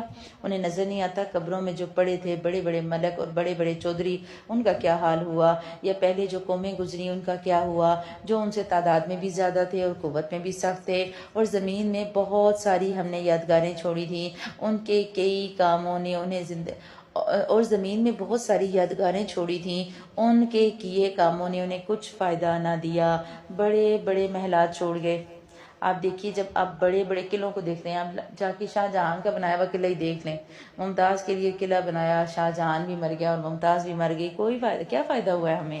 کیا ہمیں یہ چیزیں دیکھ کے، یہ کھنڈرات دیکھ کے اندازہ نہیں ہوتا؟ چیزیں بنی رہ جاتی ہیں، جانے والے چلے جاتے ہیں، انہوں نے کیا فائدہ دیا؟ اس کے مقابلے میں اگر ایک شخص، چاہے وہ محمد بن قاسم ہی تھا، اپنی فتوحات چھوڑ گیا، تو اس کو یاد رکھنے والوں کے لیے لوگوں کا انداز کیا ہے؟ ہمیشہ پیچھے وہ چیز چھوڑ کر جانی ہے جو ہمارے جو ہے وہ نیکیوں میں اضافے کا سبب بنے۔ بس جب کبھی ان کے پاس ان کے رسول کھلی نشانیاں لے کر آئے تو یہ اپنے پاس کے علم پر اترانے لگے، بالآخر جس چیز کا یہ مذاق اڑا رہے تھے وہی ان پر الٹ پڑی۔ ہمارا عذاب دیکھتے ہی یہ کہنے لگے اللہ واحد پر ہم ایمان لائے، اور جن جن کو ہم شریک بنا رہے تھے ہم نے ان سب کا انکار کیا، لیکن ہمارے عذاب کو دیکھ لینے کے بعد ان کے ایمان نے انہیں کچھ فائدہ نہ دیا۔ اللہ نے اپنا معمول مقرر کر رکھا ہے، وہی اس کے بندوں پر برابر چلا آ رہا ہے، اور اس کی جگہ کافر خراب و خستہ ہوئے۔ اللہ سبحانہ وتعالیٰ نے اپنا اصول بیان کر دیا کہ اب ہلاکت اور خسارہ ہی مقدر ہے۔ جب وقت گزر گیا، وقت گزرنے کے بعد کچھ نہیں حاصل، اب پچھتائے کیا ہو؟ جب چڑیاں چگ گئیں کھیت، تو جب وقت گزر جائے گا پھر کچھ نہیں ہو پائے گا۔ اگلی سورہ ہے سورہ حامیم سجدہ، اور اس سورہ کو سورہ فصلت بھی کہا جاتا ہے۔ اس میں 54 آیات ہیں اور 6 رکوع ہیں۔ بسم اللہ الرحمن الرحیم۔ حامیم تنزیل من الرحمن الرحیم، یہ اتاری ہوئی ہے بڑے مہربان بہت رحم کرنے والی کی طرف سے ایسی کتاب جس کی آیات کی واضح تفصیل کر دی گئی، اس حال میں کہ قرآن عربی زبان میں ہے اور اس قوم کے لیے جو جانتی ہے، خوشخبری سنانے والا اور ڈرانے والا ہے۔ پھر بھی ان کی اکثریت نے منہ پھیرا اور وہ سنتے ہی نہیں، اور انہوں نے کہا کہ تو جس چیز کی طرف ہمیں بلا رہا ہے ہمارے دل تو اس سے پردے میں ہیں اور ہمارے کانوں میں گرانی ہے اور ہم میں اور تجھ میں ایک حجاب ہے۔ اچھا تو اب اپنا کام کیے جا، ہم بھی یقیناً کام کرنے والے ہیں۔ اللہ سبحانہ وتعالیٰ نے ان آیات میں اللہ کے نبی صلی اللہ علیہ وسلم کو بھیجنے کا مقصد بیان کر دیا۔ اس سورہ کے شان نزول کے بارے میں کچھ روایات آتی ہیں اور اس میں ڈیٹیل یہ ملتی ہے۔ اسکالرز یہ بات کہتے ہیں کہ ایک مرتبہ سرداران قریش نے آپس میں مشورہ کیا کہ اللہ کے نبی صلی اللہ علیہ وسلم کے پیروکاروں کی تعداد میں تو دن بدن اضافہ ہو رہا ہے، تو ہمیں اس کے صد-باب کے لیے کوشش کرنی چاہیے۔ لہٰذا انہوں نے ایک شخص کو جو فصیح و بلیغ تھا، عتبہ بن ربیعہ، اس کا انتخاب کیا کہ وہ اللہ کے نبی صلی اللہ علیہ وسلم سے گفتگو کرے۔ لہٰذا وہ اللہ کے نبی صلی اللہ علیہ وسلم کی خدمت میں حاضر ہوا اور آپ پر الزام لگایا کہ آپ عربوں میں انتشار پیدا کر رہے ہیں۔ اس نے پیشکش کی کہ اس نئی دعوت سے اگر آپ کا مقصد مال یا دولت کا حصول ہے، ہم آپ کو وہ سب کچھ جمع کیے دیتے ہیں۔ اگر آپ چاہتے ہیں کہ قیادت آپ کو چاہیے، آپ کو سیاست چاہیے، تو ہم آپ کو اپنا لیڈر یا سردار مان لیتے ہیں۔ اگر آپ کو کسی خوبصورت عورت کی ضرورت ہے، کسی حسین عورت سے آپ شادی کرنا چاہتے ہیں، تو ہم آپ کے لیے ایسی عورتوں کا انتظام کر دیتے ہیں۔ اور اگر آپ پر کسی اسیب کا اثر ہے جس کی وجہ سے آپ ہمارے معبودوں کو برا کہتے ہیں، تو ہم آپ کا علاج کرواتے ہیں، ہم آپ پر خرچ کرتے ہیں۔ جب اللہ کے نبی صلی اللہ علیہ وسلم نے یہ ساری باتیں سنی تو اس سورہ کی تلاوت اس کے سامنے فرمائی، جس سے وہ بڑا متاثر ہوا۔ واپس گیا سرداران قریش کے پاس، تو انہیں کہا کہ جو چیز وہ پیش کرتا ہے وہ جادو یا کہانی نہیں ہے، نہ ہی وہ شعر و شاعری ہے۔ مطلب یہ کہ اس نے جب آپ کی باتیں سنی، عتبہ بن ربیعہ نے، تو اس نے غور و فکر کی دعوت دی قریش کو۔ انہیں کہا کہ دیکھو تمہیں سمجھ نہیں آتی، وہ ٹھیک کہہ رہا ہے۔ اچھا اب جب وہ سرداران قریش کے پاس گیا اور انہوں نے عتبہ کی باتیں سنی تو کہنے لگا چلو تم بھی اس کے جادو میں آ گئے، اور تم بھی جو ہے وہ اس کی جو محمد کہتا ہے اس کی باتوں میں آ کر تم بھی اس کے سحر کا حصہ بن گئے۔ اللہ سبحانہ وتعالیٰ نے یہاں ڈیٹیل میں بتایا کہ یہ جادو نہیں ہے۔ جس نے نہیں ماننا نا، وہ کہتے ہیں ہمارے دل پردے میں ہیں، ہم نہیں ماننا چاہتے، اور جسے نہیں ماننا ہوتا آپ اس کو جو مرضی لاجک دے دیں، تعویلیں دے دیں، اس نے نہیں ماننا۔ آپ کو کہا جا رہا ہے کہ آپ کہہ دیجئے میں تو تم جیسا ہی انسان ہوں، مجھ پر تو وحی کی جاتی ہے کہ تم سب کا معبود ایک اللہ ہی ہے، سو تم اس کی طرف متوجہ ہو جاؤ اور اس سے اپنے گناہوں کی معافی مانگو۔ اور ان مشرکوں کے لیے تو بڑی ہی خرابی ہے جو زکوٰۃ نہیں دیتے اور آخرت کو نہیں مانتے۔ بے شک جو لوگ ایمان لائیں اور نیک کام کریں ان کے لیے تو پھر نہ ختم ہونے والا اجر ہے۔ آپ کہہ دیجئے کہ کیا تم اس اللہ کا انکار کرتے ہو اور تم اس کے شریک مقرر کرتے ہو جس نے 2 دن میں زمین پیدا کر دی، اور سارے جہان کا پروردگار تو وہی ہے۔ اس نے زمین میں اس کے اوپر سے پہاڑ گاڑ دیے اور اس میں برکت رکھ دی، اور اس میں رہنے والوں کی غذاؤں کی تجویز بھی اسی میں رکھ دی، صرف 4 دن ضرورت مندوں کے لیے یکساں طور پر۔ اللہ سبحانہ وتعالیٰ نے زمین بھی دی اور زمین میں تمام مخلوقات کے لیے جو اس مقدار کی خوراک کی ضرورت تھی اللہ نے اس کا بندوبست کر دیا۔ اللہ تعالیٰ نے، ہم دنیا کا بڑے سے بڑا کیلکولیٹر بھی لے لینا تو ہم اللہ تعالیٰ کے اس حساب کتاب کو تو سوچ بھی نہیں سکتے، کیسے اللہ تعالیٰ نے زمین میں آنے والے ہر جاندار کے لیے رزق رکھا اور کیسے اس کا انتظام کیا۔ پھر وہ آسمان کی طرف متوجہ ہوا اور وہ دھواں سا تھا، بس اس سے اور زمین سے اس نے فرمایا تم دونوں خوشی سے آؤ یا نہ خوشی سے؟ دونوں نے عرض کیا ہم تو بخوشی حاضر ہیں، کاش ہم بھی اللہ کے حکم پر ایسے ہی کہیں اللہ میں خوشی خوشی حاضر ہوں۔ بس 2 دن میں 7 آسمان بنا دیے اور ہر آسمان میں اس کے مناسب احکام کی وحی بھیج دی، اور ہم نے آسمان دنیا کو چراغوں سے زینت دے دی اور نگہبانی کی۔ یہ تدبیر اللہ کی غالب اور دانا کی ہے۔ اب بھی یہ رو گرداں ہو تو کہہ دیجئے میں تو تمہیں اس کڑک یعنی عذاب آسمانی سے ڈراتا ہوں جو عادیوں اور سمودیوں کی کڑک کے مانند ہوگا۔ ان کے پاس جب ان کے آگے پیچھے سے پیغمبر آئے کہ تم اللہ کے علاوہ کسی کی عبادت نہ کرو، تو انہوں نے جواب دیا کہ اگر ہمارا پروردگار چاہتا تو فرشتوں کو بھیجتا، ہم تو تمہاری رسالت کے بالکل ہی منکر ہیں۔ کیا کہتے تھے کہ تم انسان ہو نا، اور انسان اور نبی ہو تو ہم تمہیں کیسے مان لیں کہ تم نبی ہو؟ اور اب آپ نے تو بے وجہ زمین میں سرکشی کی اور کہنے لگے ہم سے زوراور کون ہے، چیلنج کرنے لگ پڑے، کہنے لگے ہم میں بڑی طاقت ہے، ہمیں بڑا زور ہے۔ تو اب انہوں نے حضرت ہود علیہ السلام کو نظر انداز کیا۔ کیا انہیں یہ نظر نہیں آیا کہ جس نے انہیں پیدا کیا وہ ان سے بہت زیادہ زوراور ہے؟ وہ آخر تک ہماری آیات کا انکار ہی کرتے رہے۔ بالآخر ہم نے ان پر ایک تیز و تند آندھی بھیجی منحوس دنوں میں، اور انہیں دنیاوی زندگی میں ذلت کے عذاب کا مزہ چکھا دیا، اور آخرت کا عذاب اس سے بہت رسوائی والا ہے اور وہ مدد نہیں کیے جائیں گے۔ اللہ سبحانہ و تعالیٰ نے ایسی آندھی بھیجی جو سخت ہوا والی تھی، اس میں اتنی آواز تھی کہ بعض کہتے ہیں کہ یہ جو سر آیا نا اس کا مطلب ہے ٹھنڈ، کہ ایسی ٹھنڈی اور ایسی گرم، گرم وہ جو آگ کی طرح جلا دے، اور ٹھنڈی ایسی جو یخ بستہ کر دے۔ اللہ سبحانہ و تعالیٰ نے کہا ان پر میں نے ایسا عذاب بھیجا اور یہ کچھ بھی نہیں ہے، آخرت میں تو بہت بڑا عذاب باقی ہے۔ آخرت میں جب پتہ لگے گا کہ عذاب ہے تو پھر ان کا کیا حال ہوگا۔ رہے سمود، ہم نے ان کی بھی رہبری کی، پھر بھی انہوں نے ہدایت پر اندھے پن کو ترجیح دی، جس بنا پر انہیں ذلت کے عذاب کی کڑک نے ان کے کرتوتوں کے باعث آ پکڑا۔ دیکھیے سمود تھے نا، اللہ نے کہا کہ ہم نے انہیں مطلب وہ اپنے اندھے پن کی وجہ سے ہدایت پر نہ چلے۔ آج کیا ہوتا ہے جب ہم اپنی بات کرتے ہیں، ہم اپنے جو ہے وہ ماحول کی بات کرتے ہیں، تو ان کے پاس تو اللہ تعالیٰ نے اونٹنی بھیجی تھی، انہوں نے سامنے معجزے دیکھ کے انکار کر دیا۔ آج ہم بھی اپنے سامنے کتنے اللہ تعالیٰ کے معجزے دیکھتے ہیں، اس کے باوجود ہم اللہ سبحانہ و تعالیٰ کے سامنے سر جھکانا پسند نہیں کرتے، اور اللہ تعالیٰ کہہ رہے ہیں کہ ہم نے انہیں ان کے کرتوتوں کے باعث پکڑا۔ اگر وہ ٹھیک رہتے، آج ایک مسلمان وہ تمام کام کر رہے ہیں جو مختلف قوموں نے اپنے اپنے وقتوں میں کیے اور ان پر عذاب آئے، آج وہ ساری کی ساری چیزیں یکجا ہو کر مسلمانوں میں آ گئیں۔ اللہ سبحانہ و تعالیٰ ہم پہ رحم کرے اور وقت رہتے ہمیں احساس ہو جائے۔ اللہ نے ایمانداروں اور پارسا لوگوں کو بال بال بچا لیا، اور جس دن اللہ کے دشمن دوزخ کی طرف لائے جائیں گے اور ان سب کو جمع کر دیا جائے گا، یہاں تک کہ جب بالکل جہنم کے پاس آ جائیں گے تو ان پر ان کے کان اور ان کی آنکھیں اور ان کی کھالیں ان کے اعمال کی گواہی دیں گی۔ اس دن وہ انکار بھی نہیں کر سکیں گے، منہ پر بند مہر لگا دی جائے گی، اعضاء گواہی دینا شروع ہو جائیں گے، ہاتھ بولیں گے۔ آپ دیکھیے 5 حواس خمسہ ہیں انسان کے اندر، 5 چیزیں، ایک ہے کھال، فوراً گواہی دے گی کس کس نے کیا کیا گناہ کیے۔ ہاتھ بولیں گے، پاؤں بولیں گے، دل گواہی دے گا۔ اللہ سبحانہ و تعالیٰ ان ساری گواہیوں کو ریکارڈ کر رہے ہیں۔ یہ اپنی کھالوں سے کہیں گے تم نے ہمارے خلاف شہادت کیوں دی، لڑ پڑیں گے اپنی کھالوں سے کہ تمہاری خاطر، تمہیں کمفرٹ میں رکھنے کے لیے تو ہم حرام کھاتے رہے، تمہیں لذت دینے کے لیے تو ہم گناہوں میں رہے۔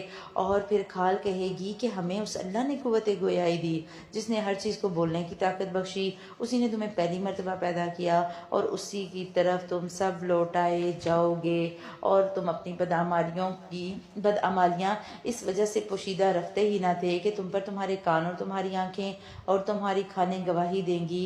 تم تو یہ سمجھتے رہے کہ تم جو کچھ بھی کر رہے ہو اس میں بہت سے اعمال سے اللہ بے خبر ہے، کسی کو کیا پتا ہم نے کیا کیا ہے، کسی کو کیا پتا میں کیا کرتی ہوں۔ اللہ تو ایک ایک چیز کو لکھ رہا ہے، اور ایک ایک جسم کا حصہ بھی گواہی دے گا۔ حدیث میں اس کی ڈیٹیل اس طرح ملتی ہے کہ جب انسان کی کھال بولے گی نا، تو صحیح مسلم کی روایت ملتی ہے کہ اللہ کے حکم سے جب انسان کے اعضاء بول بول کر بتائیں گے تو بندہ پھر اس جسم سے بھی لڑے گا کہ تمہارے لیے ہلاکت اور دوری میں تو تمہاری خاطر جھگڑ رہا اور مدافعت کر رہا کہ ظاہر ہے تم آگ میں جاؤ گے، تم میرا جسم ہو، آگ میں جلو گے تو تکلیف ہوگی۔ تو اللہ سبحانہ و تعالیٰ اس دن ان سارے عذاب کو گواہی کے لیے حاضر کر دیں گے، پھر اس دن اس عذاب کو کوئی نہیں ٹال سکے گا، اور تمہاری اسی بدگمانی نے تمہیں جو تم نے اپنے رب سے کر رکھی تھی ہلاک کر دیا۔ بالآخر تم نقصان اٹھانے والوں میں سے ہو گئے، تم سمجھتے تھے کچھ نہیں ہوتا، جی دیکھا جائے گا۔ خیر جی، اللہ بڑا غفور و رحیم ہے۔ تو اللہ سبحانہ و تعالیٰ نے فرمایا کیسے ہو سکتا ہے کہ اللہ نے دنیا بنائی اور انصاف پر بنائی اور اللہ تمہیں ایسی جنت دے دے گا۔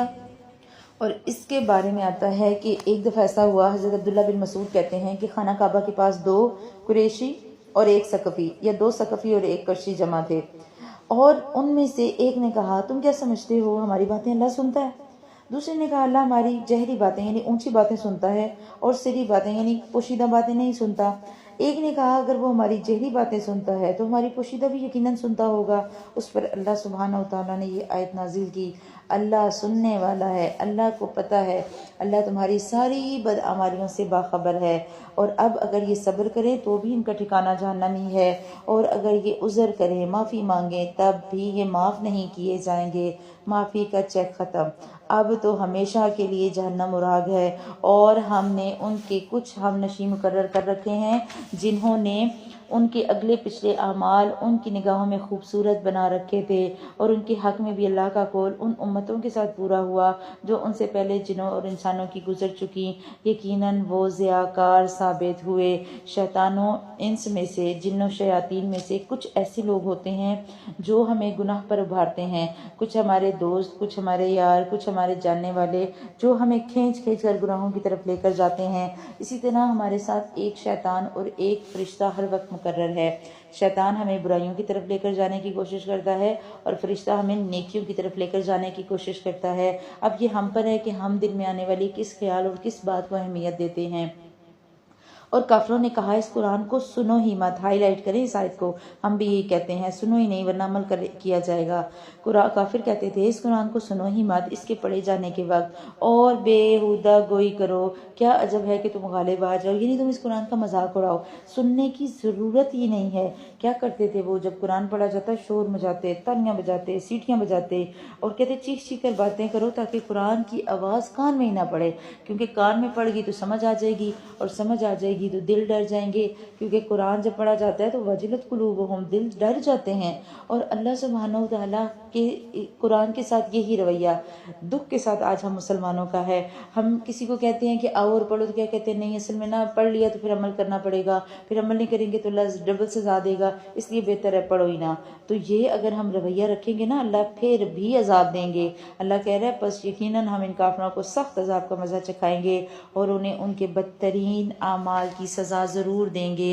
اللہ کے دشمنوں کی سزا یہی دوزخ ہے جس میں ان کے ہمیشہ کا گھر ہے۔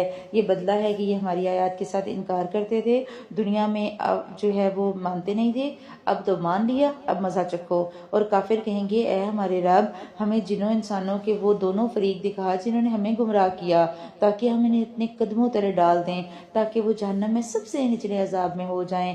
واقعی جن لوگوں نے کہا کہ ہمارا پروردگار اللہ ہے اور وہ اسی پر قائم رہے، ان کے پاس تو یہ فرشتے یہ کہتے ہوئے آتے ہیں کہ اب تم پر کوئی غم اور کوئی اندیشہ نہیں، بلکہ اس جنت کی بشارت سن لو جس کا تم سے وعدہ کیا گیا تھا، تمہاری دنیاوی زندگی میں بھی ہم تمہارے ساتھ تھے اور آخرت میں بھی ساتھ رہیں گے، جس چیز کو تمہارا جی چاہے اور جو کچھ تم مانگو سب تمہارے لیے جنت میں موجود ہے، اور یہ نزلا من غفور الرحیم، اور غفور الرحیم اللہ کی طرف سے یہ سب بطور مہمانی کے ہے۔ اور کون اس سے زیادہ بہتر ہوگا جو اللہ کی طرف بلائے اور نیک کام کرے اور کہے میں یقیناً مسلمانوں میں سے ہوں۔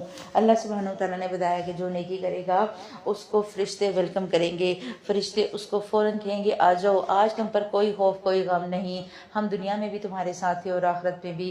آج میرا پھر دل کر رہا ہے کہ بار بار یہ آیات جو فرشتوں والی سامنے آ رہی ہیں نا، تو دل یہی کر رہا ہے کہ فرشتوں والے ٹاپک کو ہم ایک دفعہ ضرور رپیٹ کر لیں اسی رمضان میں، تاکہ ہمیں پتہ ہو کہ اعمال وہ جس میں فرشتے دعائیں مانگیں تو ہم ان اعمال پہ غور کریں، تاکہ ہمیں اس دنیا میں فرشتوں کا ساتھ نصیب ہو اور آخرت میں بھی یہ فرشتے ہمارے لیے دعائیں کریں۔ اور اللہ سبحانہ و تعالیٰ کی طرف سے مہمانی، آپ سوچیں ہمارے گھر کوئی وی آئی پی مہمان آنے لگتا ہے نا، تو ہم کتنی اچھی اچھی ڈشز بناتے ہیں کہ آج ہمارا فلاں چاہنے والا آنے والا ہے۔ اور جب ہم اللہ سبحانہ و تعالیٰ کے مہمان بنیں گے، اللہ سبحانہ و تعالیٰ سے بہتر تو پھر کوئی مہمان ہو ہی نہیں سکتا۔ اور نیک دوست تلاش کریں، اللہ کہہ رہا ہے کون ہے ایسا جو تمہارا نیک دوست ہو، تمہیں نیک کاموں کی طرف بلائے اور وہ تمہیں نیکی کا حکم دے۔ نیک دوست کا ہونا، نیک لوگوں کی جو ہے وہ صحبت ہونا، یہ بہت بڑی اللہ تعالیٰ کی طرف سے بلیسنگ اور اس کا احسان ہوتا ہے۔ اللہ نے کہا نیکی اور بدی برابر نہیں ہوتی، برائی کو بھلائی سے دفع کرو، پھر وہی جس کے اور تمہارے درمیان دشمنی ہے ایسا ہو جائے گا جیسے دل دلی دوست۔ اگر کوئی آپ کے ساتھ زیادتی کرتا ہے، برائی کرتا ہے، آپ اس کی برائی کو درگزر کریں تو اللہ تعالیٰ اس کے دل میں آپ کے لیے محبت پیدا کر دیں گے۔ یہ طریقہ ہوتا ہے کہ آپ نے کسی کی زیادتی کے ساتھ غصہ نہیں کرنا اور بے صبرا پن نہیں کرنا، بیہودہ جواب نہیں دینا، اور اس کی بات کو حلم کے ساتھ برداشت کرنا ہے۔ نتیجے میں وہ دشمن بھی دوست بن جائے گا اور وہ دور رہنے کے بجائے قریب ہو جائے گا۔ ہوتا ہے نا کہ آپ کسی کی نفرت کا جواب محبت سے دیں تو وہ بھی ٹھیک ہو جاتا ہے، اور یہ بات انہی کو نصیب ہوتی ہے جو صبر کریں، اور اسے سوائے بڑے نصیب والوں کے کوئی نہیں پا سکتا۔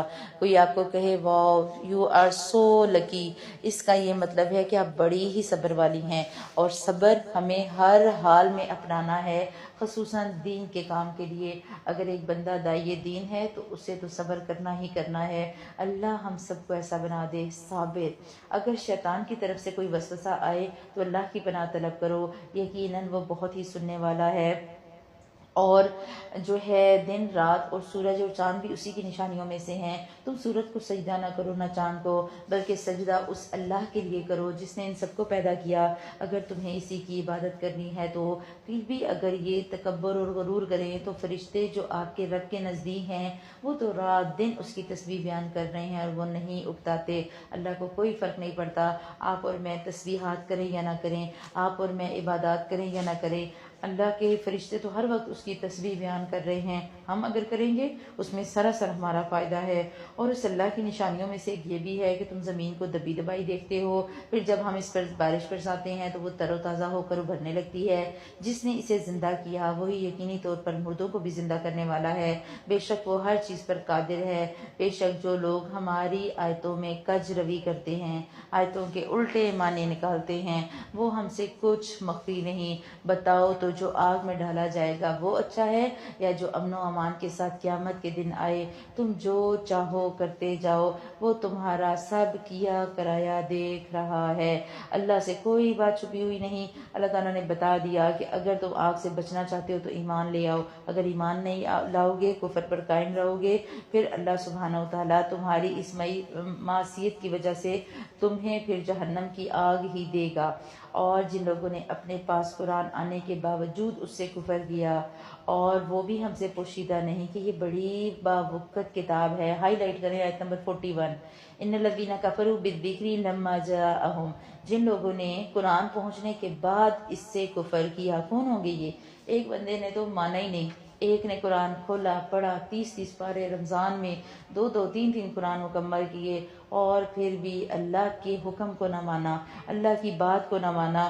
اور وہ کون ہوں گے جو اللہ کی آیات سے کفر کرتے ہیں حالانکہ انہیں اس قرآن کی کتاب کی وقت کا ہی اندازہ نہیں۔ اللہ کرے یہ تو بڑی باوقت کتاب ہے، یہ تو عزیز کتاب ہے، کہیں تم تو اس میں شامل نہیں ہو گئے؟ سوال لکھیں کہ میں تو ایسے لوگوں میں شامل نہیں کہ میں قرآن کا حکم مانوں اور میں اسے بے وقت سمجھ کے چھوڑ دوں، میں قرآن کو اس طرح پڑھوں کہ میں کوئی بوجھ سمجھ کے پڑھ رہی ہوں، اچھا برے دل سے 2 آیتیں پڑھی اور 1 صفحہ پڑھا اور چھوڑ دیا۔ نہیں، قرآن بڑی باوقت کتاب ہے، سمجھ کر پڑھنا ہے، اور اس کے احکامات سے کفر بھی نہیں کرنا۔ جس کے پاس باطل پھٹک بھی نہیں سکتا، نہ اس کے آگے سے نہ اس کے پیچھے سے۔ یہ ہے نازل کردہ حکمتوں والے خوبیوں والے اللہ کی طرف سے۔ آپ سے وہی کہا جاتا ہے جو آپ سے پہلے کے رسولوں سے کہا گیا، یقیناً آپ کا رب معافی والا ہے اور دردناک عذاب والا بھی۔ احساس ہو جائے معافی مانگ لو، اللہ معاف کر دے گا، اور اگر نہیں مانگو گے تو یاد رکھو اللہ پھر دردناک عذاب بھی دے گا۔ اور اگر ہم اسے عجمی زبان کا قرآن بناتے تو یہ کہتے کہ اس کی آیتیں صاف صاف کیوں نہیں بیان کی گئیں؟ یہ کیا کہ عجمی کتاب اور آپ عربی رسول، آپ کہہ دیجئے کہ یہ تو اہل ایمان کے لیے ہدایت ہے اور شفا ہے، اور جو ایمان نہیں لاتے ان کے کانوں میں تو بوجھ ہے اور ان پر اندھا پن ہے۔ یہ وہ لوگ ہیں جو بہت دور دراز جگہ سے پکارے جاتے ہیں جن کو کوئی سمجھ نہیں آتی۔ اہل عرب کو کہا گیا نا کہ اگر عربی رسول ہے تو کتاب بھی تو عربی میں ہی ہونی چاہیے، کہیں اور عربی نہ ہوتی کتاب تو ان کو سمجھ کیسے آتی؟ اللہ سبحانہ و تعالیٰ نے بتایا کہ یہ بہت دور دراز کی جگہ سے پکارے جاتے ہیں۔ انہیں بتایا تو گیا ہے کہ آ جاؤ ہدایت کو پالو، لیکن یہ پانے کی کوشش ہی نہیں کرتے۔ یقیناً ہم نے موسیٰ کو کتاب دی، سو اس میں بھی اختلاف کیا گیا، اور اگر وہ بات نہ ہوتی جو آپ کے رب کی طرف سے پہلے ہی مقرر کی جا چکی ہے تو ان کے درمیان تو کب کا فیصلہ ہو چکا ہوتا۔ یہ لوگ تو اس کے بارے میں سخت بے چین کرنے والے شک میں ہیں۔ ان کا دل چاہتا تھا فوراً عذاب آئے، کہتے ہیں لاؤ نظر عذاب جس کا تم کہتے ہو وعدہ کرتے ہو ہوگا، لا کے دکھاؤ۔ اللہ نے کہا ہو چکا ہوتا، اگر ہم رسول یہاں موجود نہ ہوتے اور قیامت کا دن مقرر نہ ہوتا تو ہم انہیں عذاب کا مزہ چکھاتے۔ من عمل صالحا فلنفسہ، ہائی لائٹ کرنے پارے کی آخری آیت ہے، جو شخص نیک عمل کرے گا وہ اپنے فائدے کے لیے، ومن اساء فعلیہا، اور جو برا کام کرے گا تو اس کا وبال بھی اسی پر ہے۔ وما ربک بظلام للعبید، اور آپ کا رب تو بندوں پر ذرا ظلم نہیں کرتا۔ اللہ تو غفور الرحیم ہے، اللہ تو ظلم کرتا ہی نہیں۔ اگر کوئی عذاب کا مزہ چکھے گا اپنی ہی غلطیوں کی وجہ سے، اپنے ہی گناہوں کی وجہ سے۔ اور اس سورہ میں، اس پارے میں بار بار جو بات کہی گئی وہ یہی کہ اللہ سے معافی مانگ لو، اللہ کی طرف رجوع کر لو، پلٹ آؤ۔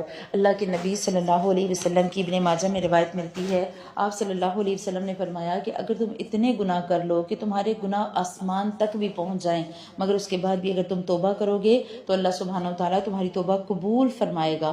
وہ تو غفور الرحیم ہے، پر شرط توبہ ہے نا، توبہ کریں گے تو بخشے جائیں گے۔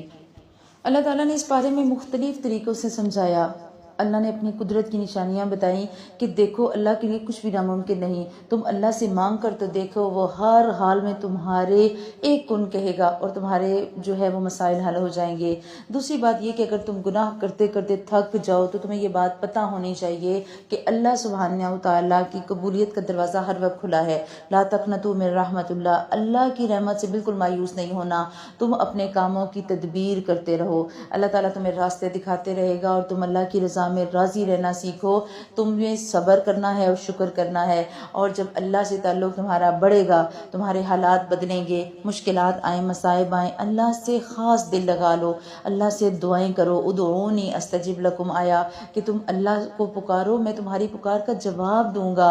اور تم پھر اللہ تعالیٰ کو پسند ہے نا کہ اللہ سے انسان دعائیں کرے، اور پھر تم آخرت کی فکر کرو، تم یاد رکھو تمہیں لوٹ کر میرے پاس آنا ہے، اور میرے پاس آنے کی تیاری رکھو، اور اسی تیاری کی ہم نے تیاری کرنی ہے۔ ہمیں پرواہ نہیں کرنی، کوئی کچھ بھی کہے۔ وہ کسی نے کہا تھا پرواہ نہیں اگر یہ زمانہ خفا رہے، مومن دعا یہ مانگ خدا مہربان رہے۔ ہمیں اپنے رب کو راضی کرنا ہے، دنیا کی فکروں سے ہٹ کر۔ اللہ سبحانہ وتعالیٰ ہمیں اپنی رحمت کے سائے میں رکھے، ہمیں اس رمضان میں اپنے آنسوؤں سے اپنے آپ کو اللہ تعالیٰ کو راضی کرنے والا بنائے۔ اللہ ہمارے ان آنسوؤں کو قبول فرمائے۔ بارک اللہ لی ولکم فی القرآن الحکیم، ونفعنی وإیاکم بآیات وذکر الحکیم۔ سبحانک اللہم وبحمدک، نشہد ان لا الہ الا انت، نستغفرک ونتوب الیک۔ السلام علیکم ورحمۃ اللہ وبرکاتہ۔